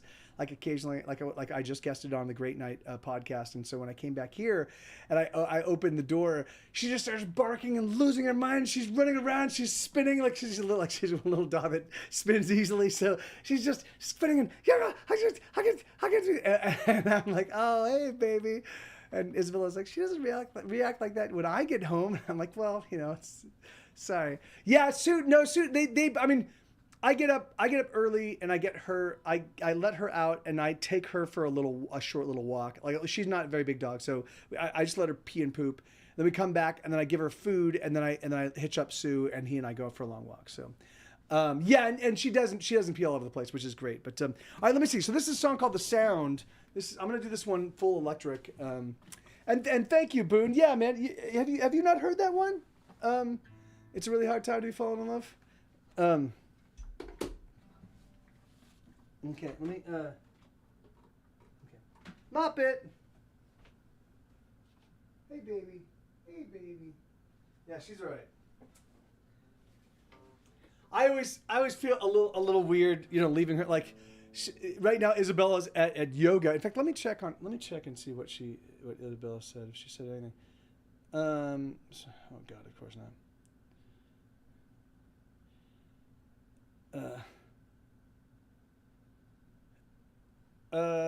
Was it okay? Oh yeah. Oh, that's awesome. Go, yeah, cool, man. Awesome, that's great. Yeah, I love that. I love it when you don't when sometimes there'll be a song that I've heard a handful of times. I've been to a band shows a bunch and never really had a chance to digest the lyrics, and then sometimes there'll be a lyric that will just catch me and I'll be like, oh, that's awesome, and then the song takes on a whole new patina. That's awesome.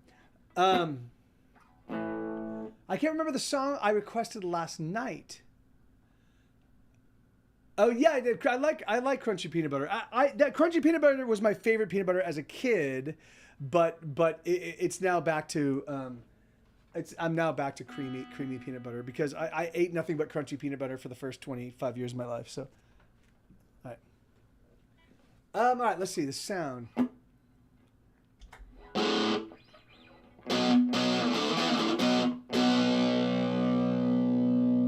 I'm going to bring this guy down just a touch.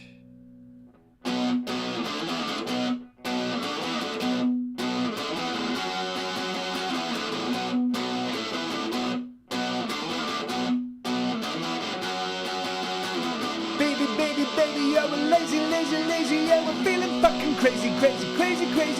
Gonna buy ourselves a gun, gonna stick it in the mouth, we're gonna suck the barrel dry, gonna suck the death out, we don't need no fucking bullets to knock ourselves around, we got the sound, we got the motherfucking sound, we got the motherfucking sound. We got the motherfucking sound.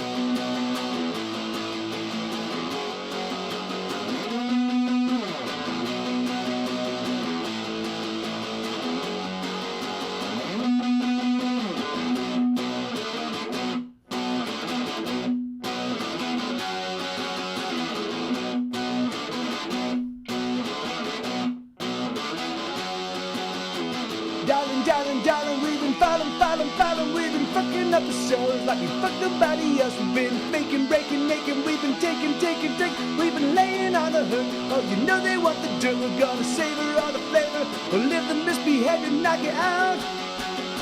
You got the motherfucking sound. We got the motherfucking sound. We got the motherfucking sound.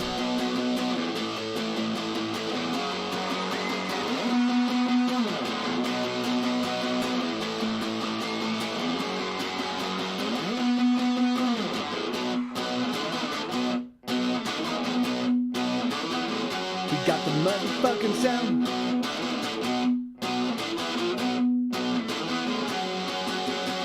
Everything they got, everything they got, everything they got means jack shit to me, cause baby we can say we got the sound. And everything they need, everything they need, everything they want, it's just nothing to me, nothing you see, it's all they got.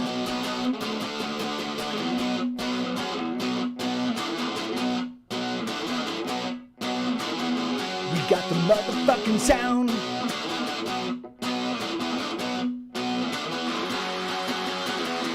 Lasers become lasers, and still we cut ourselves just like we cut nobody else. Our blood is bleeding dry as we dance into the night. We're gonna tear the city down as we know we're bleeding out. Never mind the wounds, never mind the hurt, block it out. We got the motherfucking sound.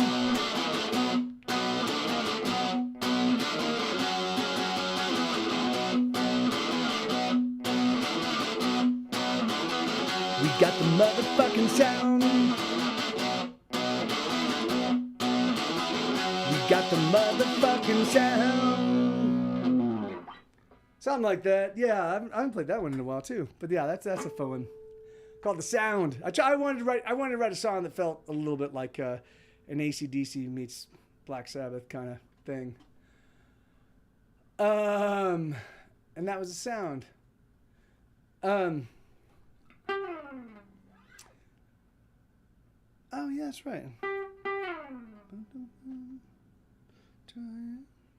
Oh yeah, that's right. Hey, and thank you, Alderville. Thank you, Bobcat. Yeah. So okay. So what else? What else is on the request queue? I don't think we've got. So yeah. So I keep clearing out. Oh, Break Your Heart. Yeah, I can do that.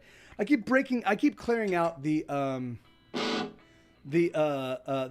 request queue, Bobcat. So that's why the previous song thing didn't work. So I apologize.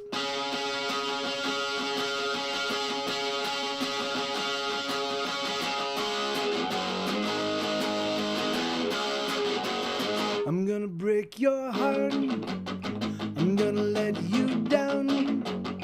I'm gonna walk away. I'm gonna fool around.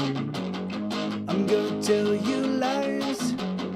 I'm gonna be untrue. I'm gonna make you cry. I'm gonna come unglued. So what you gonna do? You better run away. You better run and hide. You better make your escape. You better run away, Max. You better run away. You better run and hide. You better make your escape. Ba-ba-ba, ba-ba-ba. I'm gonna break your heart. I'm gonna let you down. I'm gonna walk away. I'm gonna fool around. I'm gonna tell you lies. I'm gonna be untrue. I'm gonna make you cry. I'm gonna come unglued. So what you gonna do? What you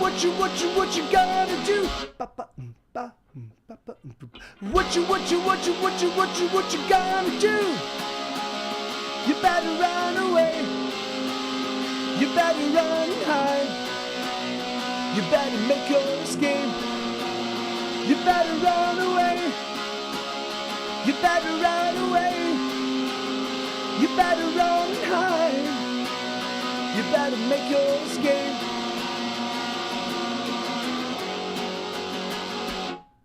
You better run away. You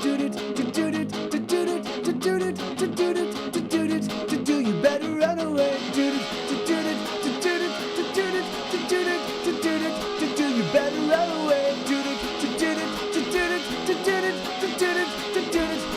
You better run away. You better run away. I'm gonna break your heart. I'm gonna let you down. I'm gonna walk away. I'm gonna fool around. Yeah, I think I'm gonna rewrite some new lyrics for that one. That song is gonna, that song was written 22 years ago. back in the day when I was like, those lyrics are awesome. That's fine. One verse, one chorus. That's all I need. I'll just do it 3 times. So I think I might add to that and make it a little bit more.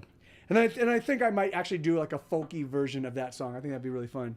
But thank you, Bobcat. And Max, how you doing, man? Good to see you, brother. I can do Stay Away. Do I want to do Stay Away on the? Yeah, I'll do Stay Away on the acoustic. It's fun to do on the electric with a full band, but it loses some of its luster. Man, it is absurd. It's not absurdly hot, but it's pretty. Yeah. I mean, yeah. It's not like a How to Break a Heart How to break a heart. Oh, that's actually not a bad idea to write a song about like is an instruction manual for how to break a heart. All right.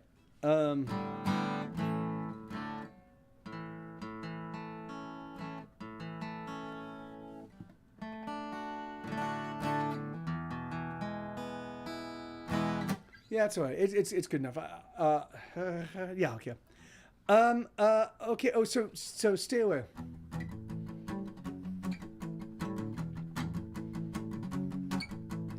Ooh.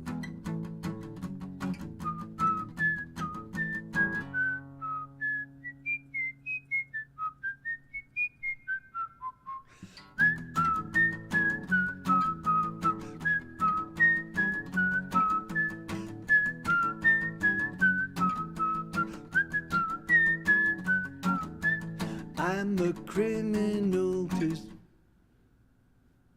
I'm a criminal on Fridays. That's not the right lyrics.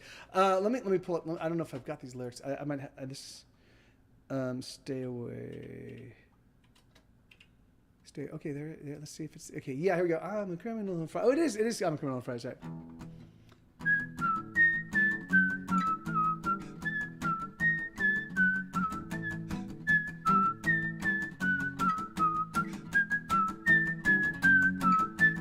I'm a criminal on Fridays. I do drugs and buy them too. Stole a car to get to downtown. That's the sort of shit I pull. Stay away from me. I'm only gonna pull you down. I am a reprobated hooligan, the devil's mate. You don't want me around. Stay away from me. I'm only gonna pull you down. I am a bitter pill, lost cause and now well, and you don't want me around. Stay away from me. Can't you see I'm all bad? I'm the worst you never had. Oh, stay away from me. Can't you see I'm all bad? I'm the worst you never had.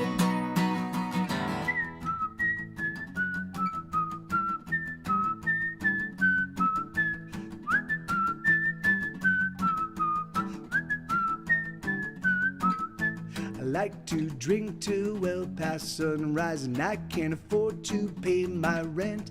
I like pills that give me some high. I like pills that get me bent. Stay away from me. I'm only gonna pull you down. I am a bitter pill, lost cause and dead well, and you don't want me around. Stay away from me. I'm only gonna pull you down. I am a reprobated hooligan, the devil's mate, and you don't want me around. Stay away from me. Can't you see I'm all bad? I'm the worst you never had. Oh, stay away from me. Can't you see I'm all bad? I'm the worst you never had.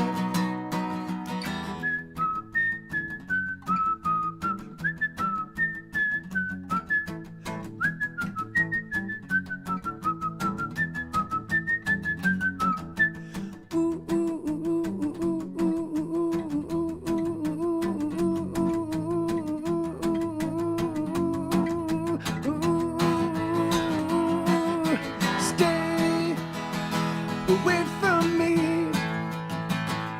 Can't you see I'm all bad? I'm the worst you never had. Oh, stay away from me.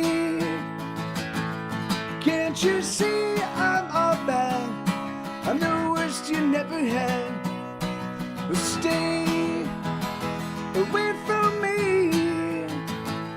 Can't you see I'm all bad? I'm the worst you never had. Oh, stay away from me. Can't you see I'm all bad? I'm the worst you never had. Yeah, aren't mouse switches transvestite mouses? No, what is there is something there's some sort of game or some sort of fantasy book that where they deal with switches. What's this? Something's like a switch is like a switch is somebody that what was that? What was that? Switches. It's like it feels like it's in the era of Ender's Game. But probably not. I probably just reread. What had switches? There's so, and thank you, Bobcat. Thank you, man. There was some.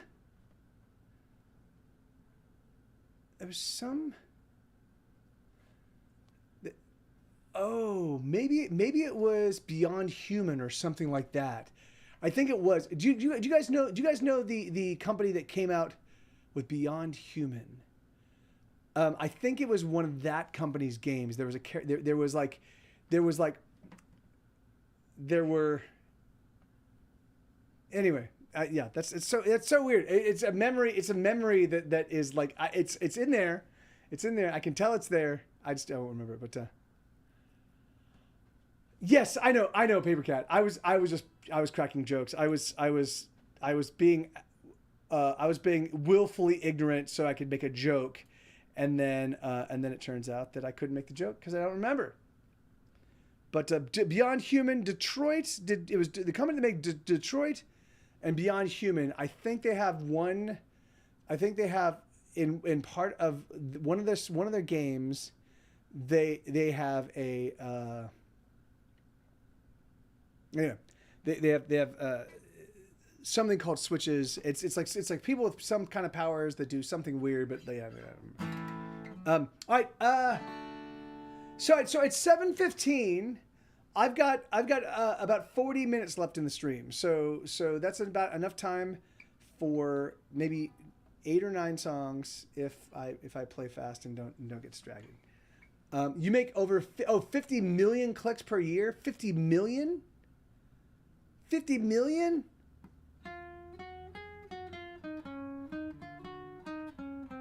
Wait, hold on.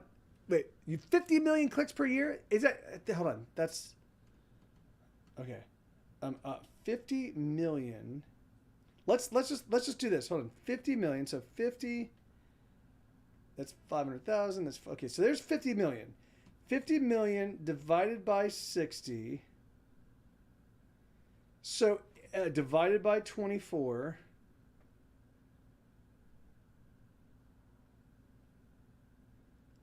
Wait, I don't 50 million clicks? Are you certain it's not 5 million clicks? I don't think 50 I don't think 50 million is possible in 1 year. I mean, I think you'd have to be jamming it the entire time. Paper Cat. 50, all right. Awesome. Well, that's crazy, man. That's absurd.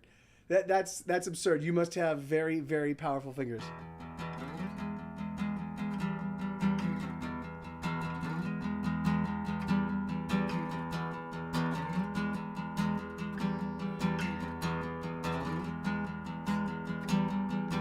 I wanna be the monkey on your back. I'll be your heroine. The junk in your spoon. The black in your balloon, I'll be your heroine. I will numb away the pain of the everyday.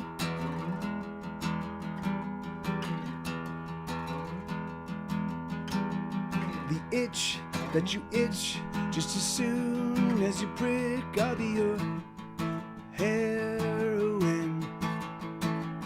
The nod and the doze as you slow and repose, I'll be your heroine. I will numb away the pain of slipping away into the lazy days of getting by, the soft surrender of no longer getting high, the days in traffic, oh so tragic and cruel, with nowhere to go and nothing in front of you.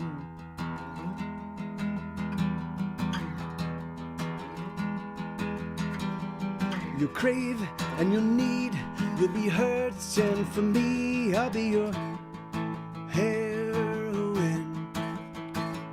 You lie and you steal just to drown what you feel, I'll be your heroine.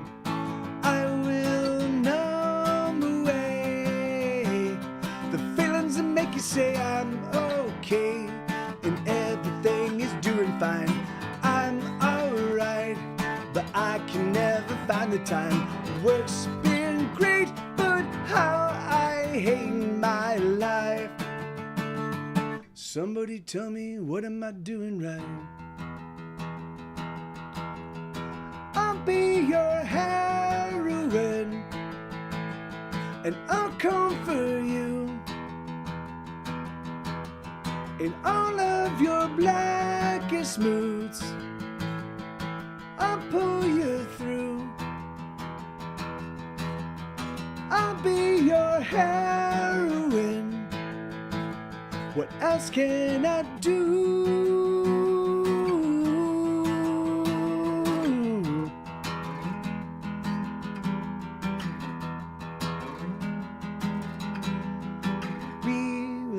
You will need more just so you can feel normal. I'll be your heroine. And one day you'll see that you'll die without me. I'll be your heroine. I will numb away the pain of playing it safe and always taking the low road, always backing down and selling out and going home, and never ever being better than you are. The pain of being anything but a star. Oh yeah, yeah, because thank you, Amanita, and hey, and thank you so much, Tassenti. How you doing? Yeah, because it's got the drone, and then it goes from the major to the minor.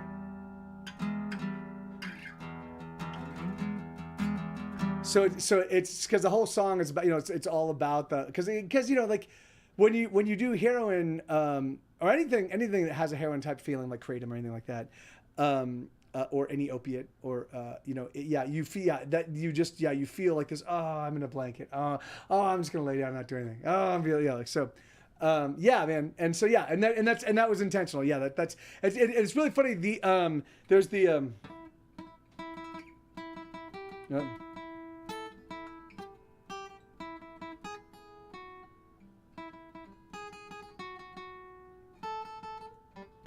I forgot how it goes. I play the like that little section is supposed to represent like the work that you do, like when you're a drug addict and you're going through the motions until you can kind of get high, where your world turns back on. You just kind of get into this dun like this. It's just this grind where you're just repeating the same thing over and over again. It's just, and that's your everyday. Like it's you're on drugs and you're alive, or you're not on drugs and you're just doing this quotidian the same thing. And so there's that little instrumental sections there specifically for that purpose. And so yeah, man. I used to throw in a lot of thought into the musical representations of the ideas in the music. And then I realized, no one gives a fuck. People give no fucks whatsoever. They just don't care. So, you know who cared? Eric Summer and I cared, and we would talk about it. We'd build it, and we're like, yes, that's amazing. And I would be like, that's so fucking cool. And then I was like, okay, now I just want it to sound good. I can't be bothered with trying to like throw in things that people give no fucks about whatsoever.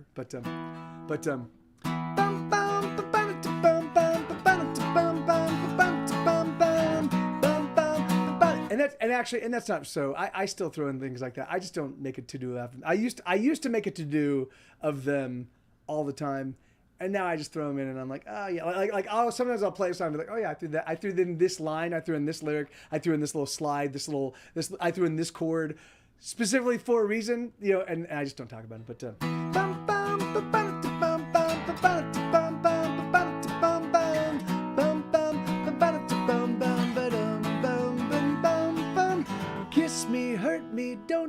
hurt me, smack me round and do pervert me, break me, take me, love me, hate me, overwhelm and desecrate me. Please destroy me, oh please destroy me, oh please destroy me. I'm in love with you.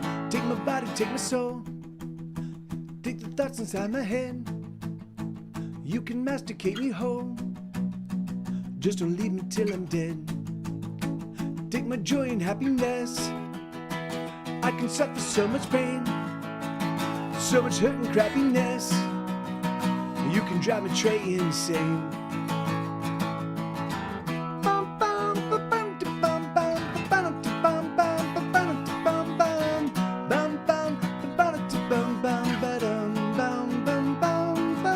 So, if you guys won, this song is really best if there's two singers singing at the same time. So the next time a section like the one that just happened when I was singing the lyrics, you know, when I do that, so when I go to the full strum section, if you sing, please destroy me, oh please destroy me, oh please destroy me, I'm in love with you. As I'm singing the other lyrics, it becomes a counterpointing vocal melody. It's pretty awesome. So just let you know, I'll nod at you when it happens. You can just sing. Choke me, bleed me, just don't leave me, screw me up and do deceive me, smack me, whack me, sneak attack me, punch me, kick me, slash and hack me. Please destroy me, oh please destroy me, oh please destroy me. I'm in love with you. You can puncture both my ears, it's coming up. You can gouge out both my eyes in just a second. You can drink my bloody tears. You can watch me as I die. Here we go. You can drown me in a tub. You can poison me with lie. You can beat me with the club. Just don't leave me till I die. Baby, you're a bomb that's been dropped on me. You've been dropped on me, yeah, dropped on me, yeah. Baby, you're a bomb that's been dropped on me. You've been dropped on me, yeah, dropped on me. Please destroy me, oh please destroy me, oh please destroy me. I'm in love with you. Soak me through with gasoline. Take my... Hey, thank you so much, Max. Here we go. Take my heart and stab it through. Fill my lungs with rancid air. That's not right. Take... Please destroy me. Oh, please destroy me. Oh, please destroy me. I'm in love with you. Here we go. Take my heart and stab it through. Fill my lungs with rancid air. There is nothing you could do to convince me not to care. All right, here we go. Soak me through with gasoline. Destroy, then put the torch in me. Keep singing. Baby, although I might bleed, you will never hear me scream. Murder everything I am. Grab me into dust so fine. You can do most anything, just so long as you are mine. To the utter end of time. There we go. That's yeah. That's a song called "Please Destroy Me." It's so much better with two voices. But if you sang, then that was awesome, and you made it amazing. And thank you, Bobcat. Thank you very much. And thanks for that request, Ian. Okay, so I've got about 32 minutes left. 32 minutes left in the stream. So which is time enough for about 32 songs, as long as they're I don't have any 1 minute songs. As long as I can play them 3 times as fast. If you guys don't mind, if I play these songs 3 times as fast, then I can get in 10 songs in 30 minutes. No, I get more than 10 songs. If I play them 3 times, I can get 30 songs in. Jeez. All right. What do we want to do? Do you guys mind if I switch to the piano? I haven't played the piano at all today. I do. So my intention is, so I haven't really written piano songs in earnest in a long time, and when I do write on piano, I have a tendency to like kind of make them a little. I add, like when I record them, I add all the filigree. So I just do chords and plunk them down, and then I add the passing notes and everything else. So I've decided to stop doing that and to start actually like improving my piano playing, which I haven't done in a long time. And so yeah, and so it's been slow going, but I do think the compositions are pretty awesome. They're just they're just a little bit. Oh. Oh, Jesus Christ. Come on. I just think they're a little bit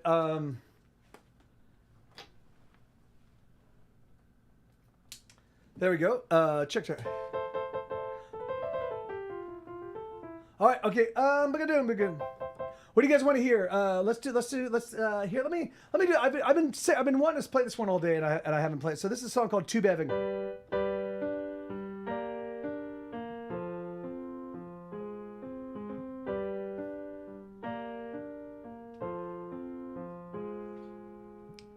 Someday you're gonna say that you love me. You'll say you love me always. So always love me, oh, you'll say.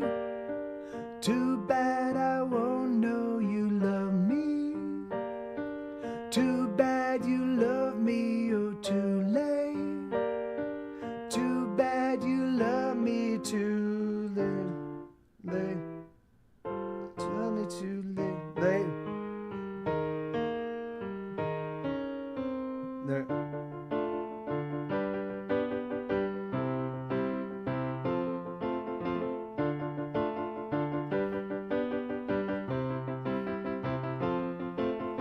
All I got from this miserable existence was 900 paintings that lit up my room. All I got from this miserable existence was time enough to do what I love to do. Too bad Van Gogh.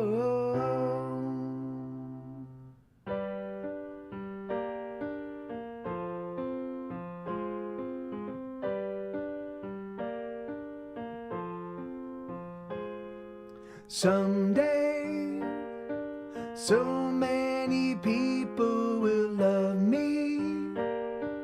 There will be so few above me. So many people will love me. Too bad I won't know they love me.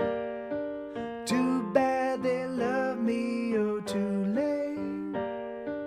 Too bad you love me too late.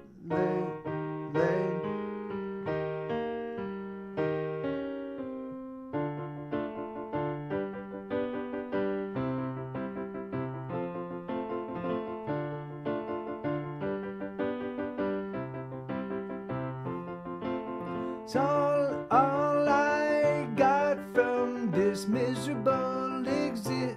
All I got from this miserable existence was 900 paintings that lit up my room. All I got from this miserable existence was time enough to do what I love to do. Too bad Van Gogh. Too bad Van Gogh. Too bad Van Gogh. Too bad Van Gogh. Too bad Van Gogh. Too bad. No.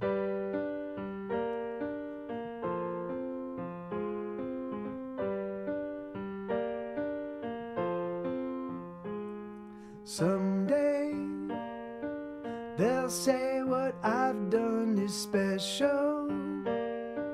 They'll say what I've done's essential. They'll say such kind things about me. The world will be lesser without me. The world will be lesser without. Something like that, yeah. So that song's a song called "Too Bad Van Gogh." I was spending some time kind of contemplating what it must have been like, right? So think about Van Gogh and think about all those paintings and how awesome they were. I mean, regardless of their actual value nowadays, just think about those paintings and think about the idea that Van Gogh lived with all of those paintings for some for only a couple of years, or some for only a handful of months. But even so, they were just his paintings. They just exist. Like he would hang out and he'd check them out. And it's so crazy because I'm 100% certain you don't make stuff, you don't make anything without the intention of letting somebody witness it. Even if you're I mean, unless maybe you're Emily Dickinson, but like most people. But even so, she made it I'm certain, for herself to read later on, to read and be like, oh yeah, this is exactly what I wanted to say, or this is not what I wanted to say, but this is close to what I wanted to say. Like, you know, it's a way that you kind of imprint yourself upon the world. And so I was just imagining Van Gogh doing this, and knowing that he's sort of just following the Impressionist era, when there's all these other painters that have just kind of revolutionized the way people look at light and the way that people look at painting in general. And and here he is, just some sad sack painting and just doing stuff and making things that looks beautiful to him. And imagining that maybe someday somebody will really like this, without realizing that he's gonna die, like that it's true. It's true. They are gonna like it, and he's never gonna know. Fucking. Wah, wah, wah. I fucking love it. It's the worst, best story ever. Fuck, man. And if that's my lot in life, fuck this noise. If that's my lot in life, I'm coming back as a fucking ghost and I'm haunting everybody. I'm gonna literally every single person alive today, I'm just gonna go back in time and haunt every single one of them their entire lives, and I'll keep going back in time until I cover all 7 billion people on the planet Earth. That's what I'm gonna do. That's my goal, should that happen to me. Edgar Allan Poe, Henry. No, yes. I mean, yes. There certainly are scores and scores of people that were movers and shakers in terms of the, in terms of art, in terms of thought, in terms of philosophy, that died penniless and unknown. Yeah. So, I mean, I get that. It's fucking horseshit. Fucking horseshit. But here so. All right, let's see. So that was a song. So I haven't played this one in a while. This is a song called "Ocean of Loss." How does this one go? Wait, how's this one? Wait.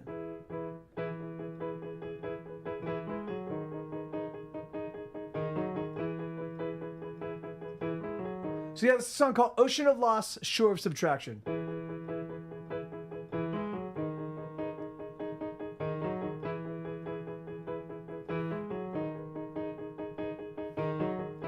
It's not a sad song. It's not a heartbreak. It's not a regret. It's not a mistake. No.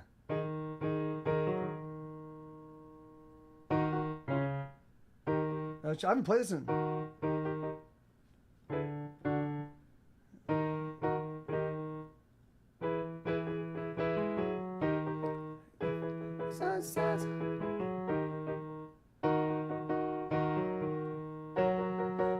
Okay, there we go. Okay, sorry about that. It's not a sad song. It's not a heartbreak. It's not a regret. It's not a mistake. It's just a wave and an endless ocean, a crash in the scatters in a sea of commotion. It is a moment, only a moment in time.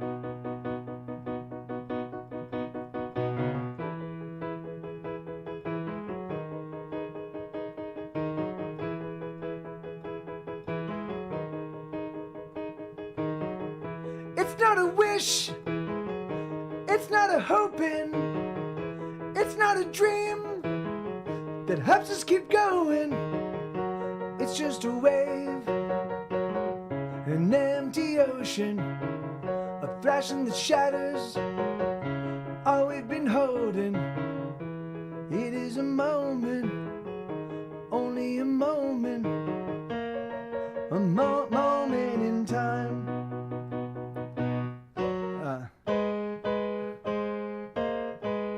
There we go. It never ends with the blare of trumpets, it ends with no fanfare.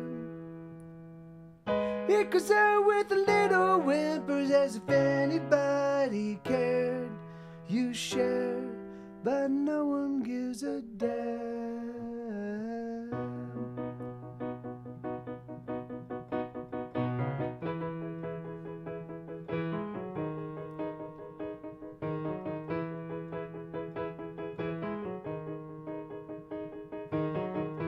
It's just a fear, it's a distraction, a loss in your heart that hurts as it happens. It's just a wave that keeps crashing, smashing hard. It's a sure subtraction. It is a moment, only a moment in time. It never ends with the blare of trumpets, it ends with no fanfare. It goes out with a little whimper as if anybody cared. You share, but no one gives a damn.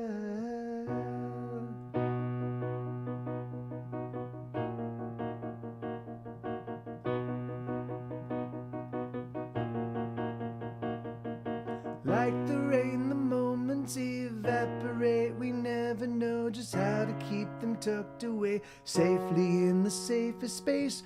Oh, the rain of moments fall. We can never catch them all, so we're simply left to watch as the world grows around, as the ocean grows around us.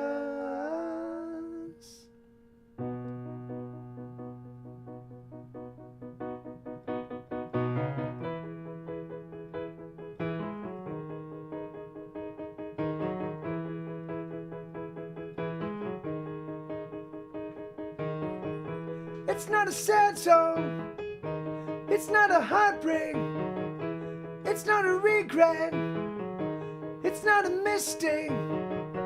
It's just a wave and an endless ocean, a crashing that scatters in a sea of commotion.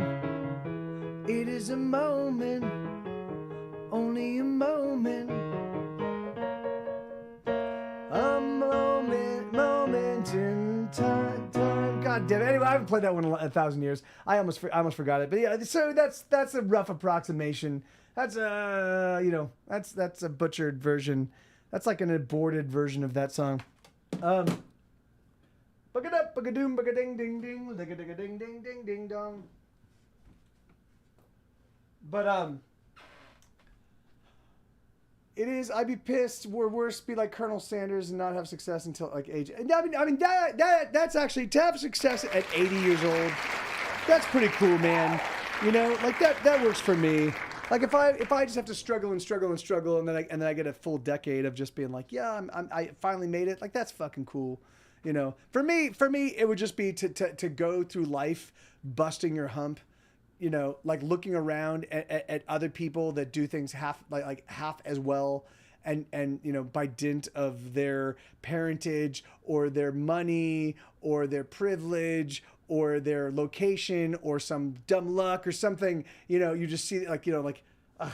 But you know, but again, the thing is like the good thing about music though is almost invariably.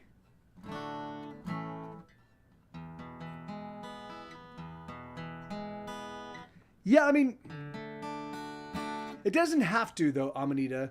It doesn't have to. If you keep putting your life in danger, you know, if you keep just jumping off high buildings, not aware, you know, like if you don't allow, like if you just have people attach what may or may not be a bungee line to you, and you just jump off and hope to God you survive.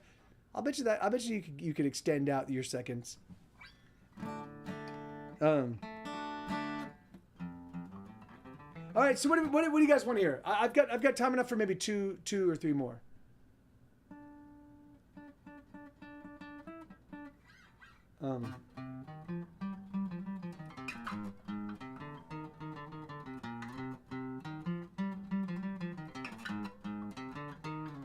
Okay, living like we should.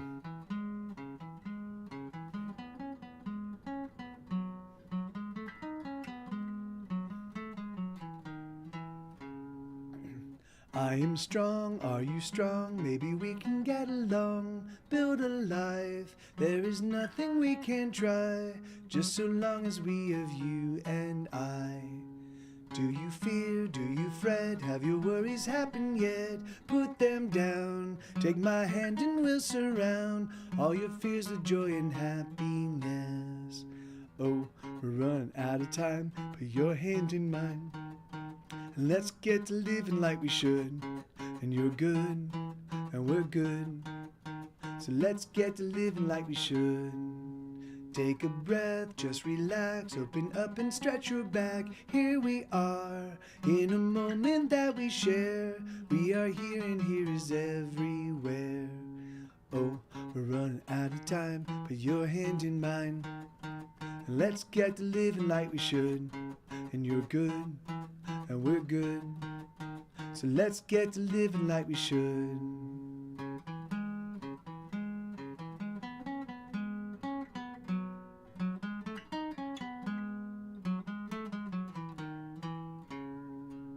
Still your mind, let it go. There's so much that we don't know, never will. Can you feel the moment spill? Can you feel the beating of your heart?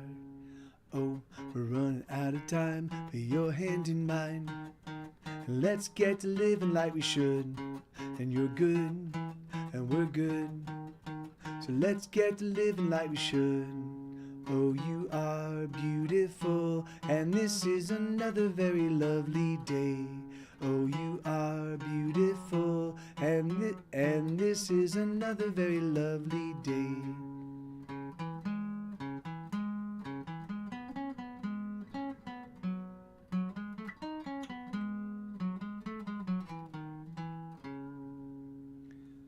I am strong, are you strong? Maybe we can get along, build a life. There is nothing we can't try, just so long as we have you and I. Wow, I just realized there's another Arpeggios song I haven't played in a little.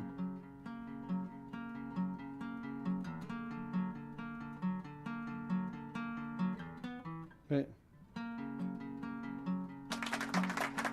Hey, my pleasure, Bobcat. Thank you.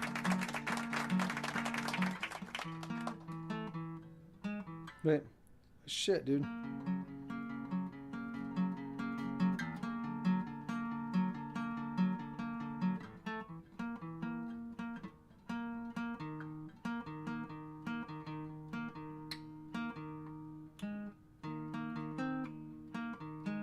Wait.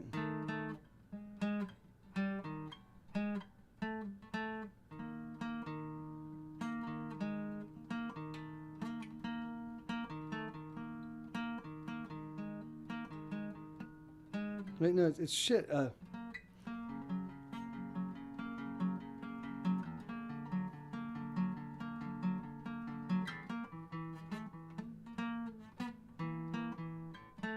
Shit, man, I can feel it. Drunken tirades, the slamming of doors.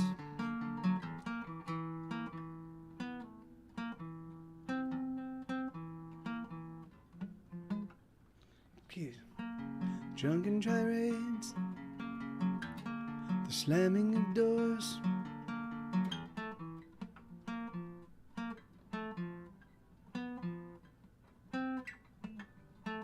Things you say to me. Drunken tirades, the slamming of doors.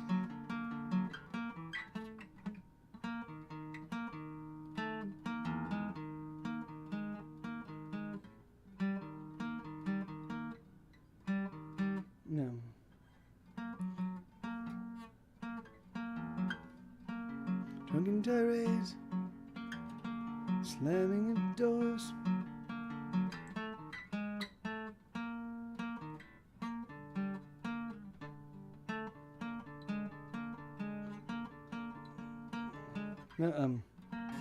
Drunken tirades, slamming of doors.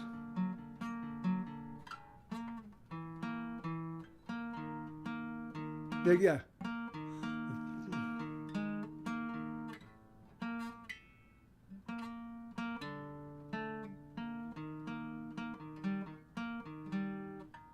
God damn it. I can hear it. I can hear it. I can feel it, but it's not fucking happening. Drunken tirades, the slamming of doors.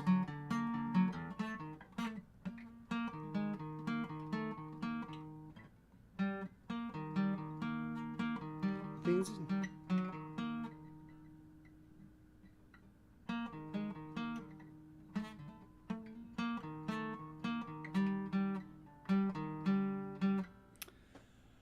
Fucking bullshit. Anyway, I'll have to figure that one out again. God damn it, man. I fucking hate. I like.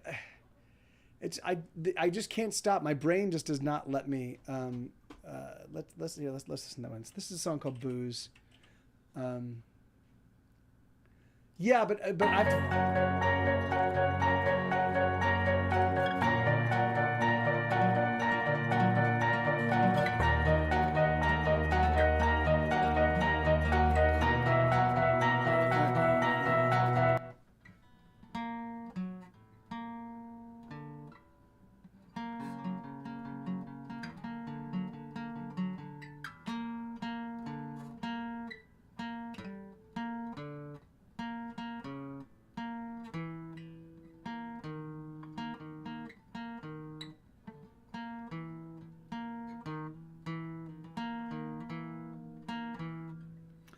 Anyway, whatever. I'll have to fucking figure it out again. God damn it. I fucking hate that. I know, but yeah, but even so, I did get to, I have been able to pull, I have been able to but drunken tirades, the slamming of doors. As you say, that hurt me and some more.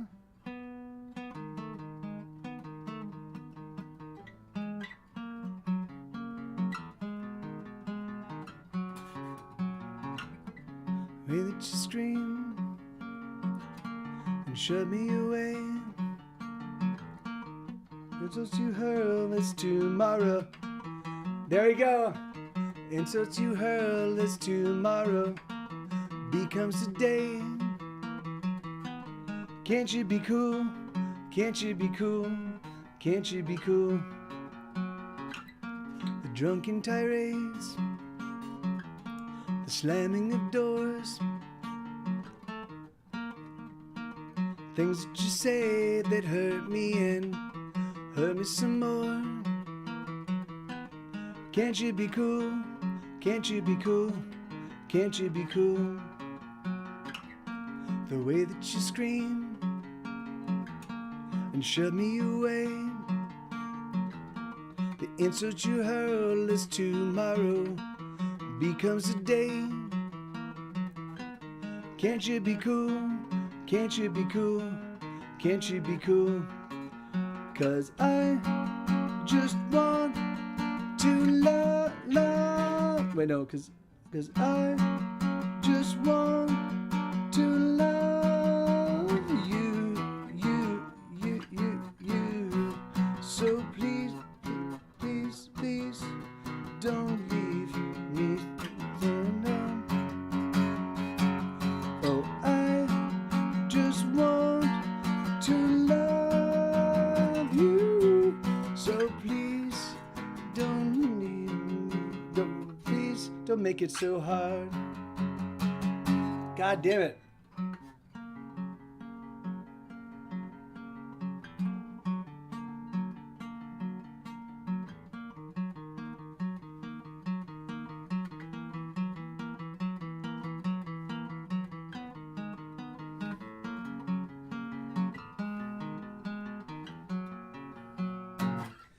God, yeah. Hey, Damien, how you doing, man?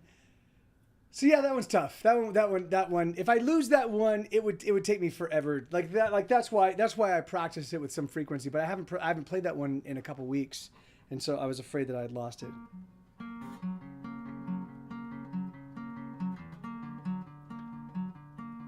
Thank you, Bobcat. Yeah, every now and again I write songs that cut pretty close to, I mean all my songs are very personal. All my songs are very honest. There are some that occasionally feel too honest, you know, like I'm sharing a little bit, I'm peeling back the curtain. I'm peeling back the kimono a little bit too much, you know. But ba-ga-doom. All right, here. Okay, so this is gonna be my last one, everybody. This is a song called One with the Numbers.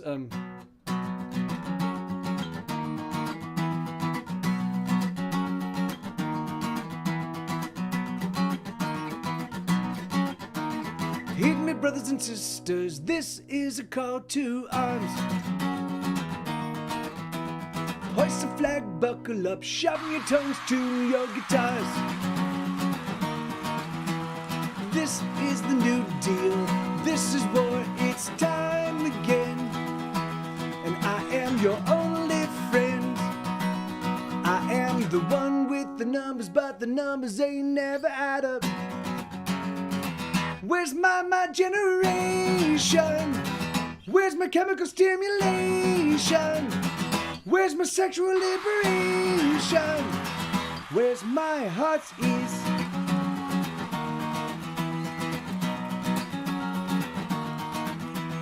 Kiss me, sweetheart, I can taste rebellion on your lips. The cause for concern is who those lips have kissed. This is the same song, this is the tired song you've heard before. I wish it could be so much more, but it's all about the numbers and the numbers ain't never add up. Where's my generation? Where's my chemical stimulation? Where's my technical squeezy patience? Where's my heart's ease? This is it, this is war, nothing less and nothing more. The boys and girls are hand in hand, they're headed off to foreign shores. I don't want to grow up to be a casualty, and I don't want you to grow up to be a casualty.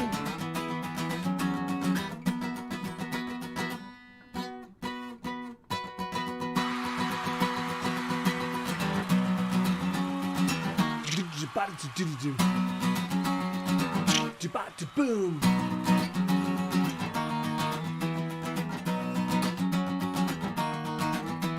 The West young son and grew up with the country. The weather is fine and the streets are lined with palm trees. But wherever you're, my land, remember to always keep your head. Remember what I said. Remember, it's all about the numbers, and the numbers ain't never add up. Where's my generation? Where's my chemical stimulation? Where's my sexual liberation? Where's my heart's ease? Bum bum ba ba da dum, bum bum ba ba da dum, bum bum ba ba da dum, bum bum ba ba da dum, bum bum ba ba da dum, bum bum ba ba da dum, bum bum ba ba da dum, ba da da da da da dum.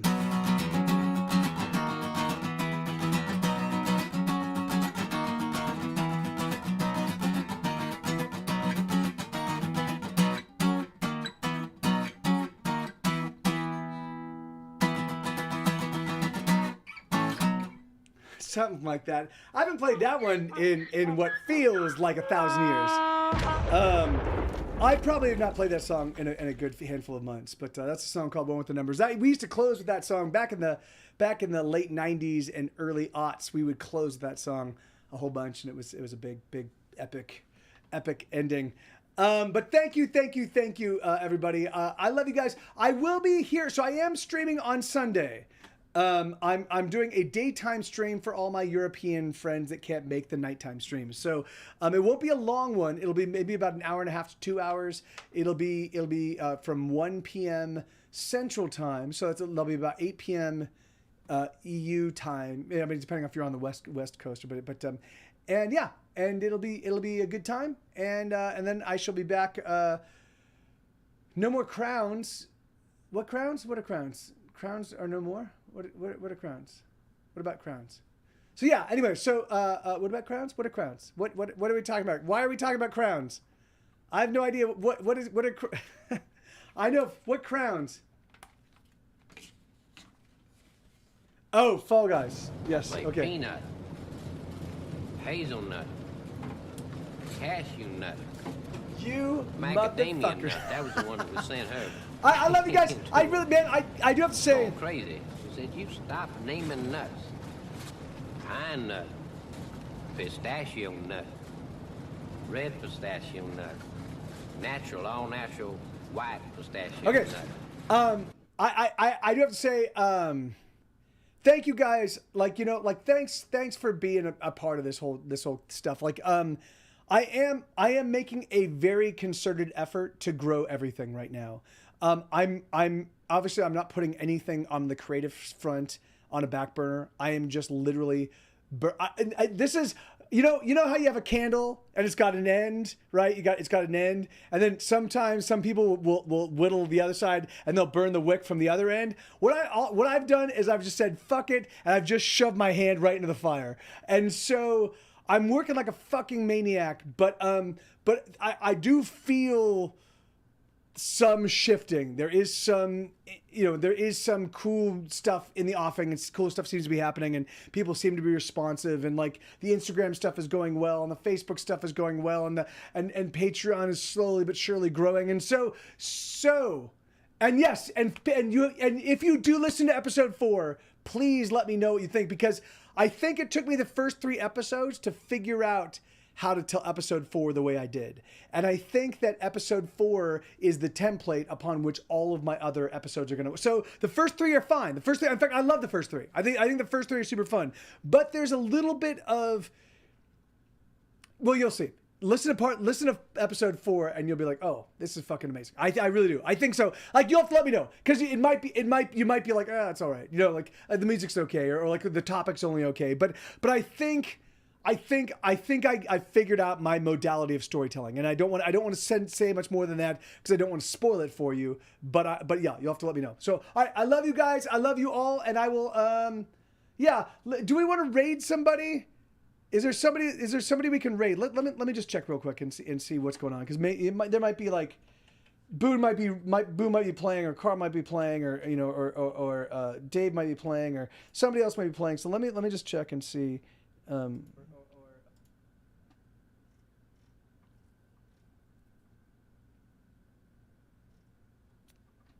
Why are, like, these are people I'm not following. Why are you giving me people I'm not following?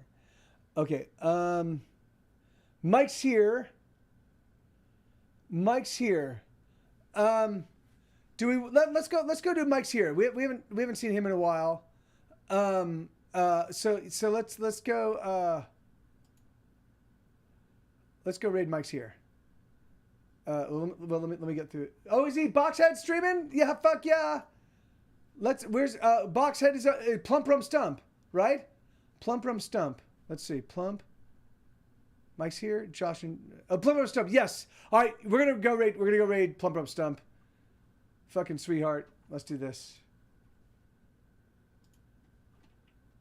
Okay.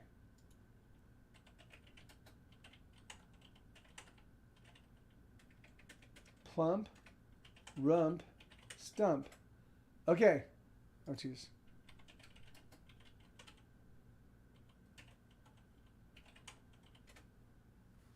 All right. Okay, everybody. Yeah, we're gonna go. So, yeah, this guy is fucking amazing. Jared's he's fucking hilarious. It's the weirdest, coolest, oddest stream you'll ever be a part of. It's just absurd and super fun. And Bobcat, I love you guys. I love you. Adios. Be well. I'll see you later. One question: do I feel lucky?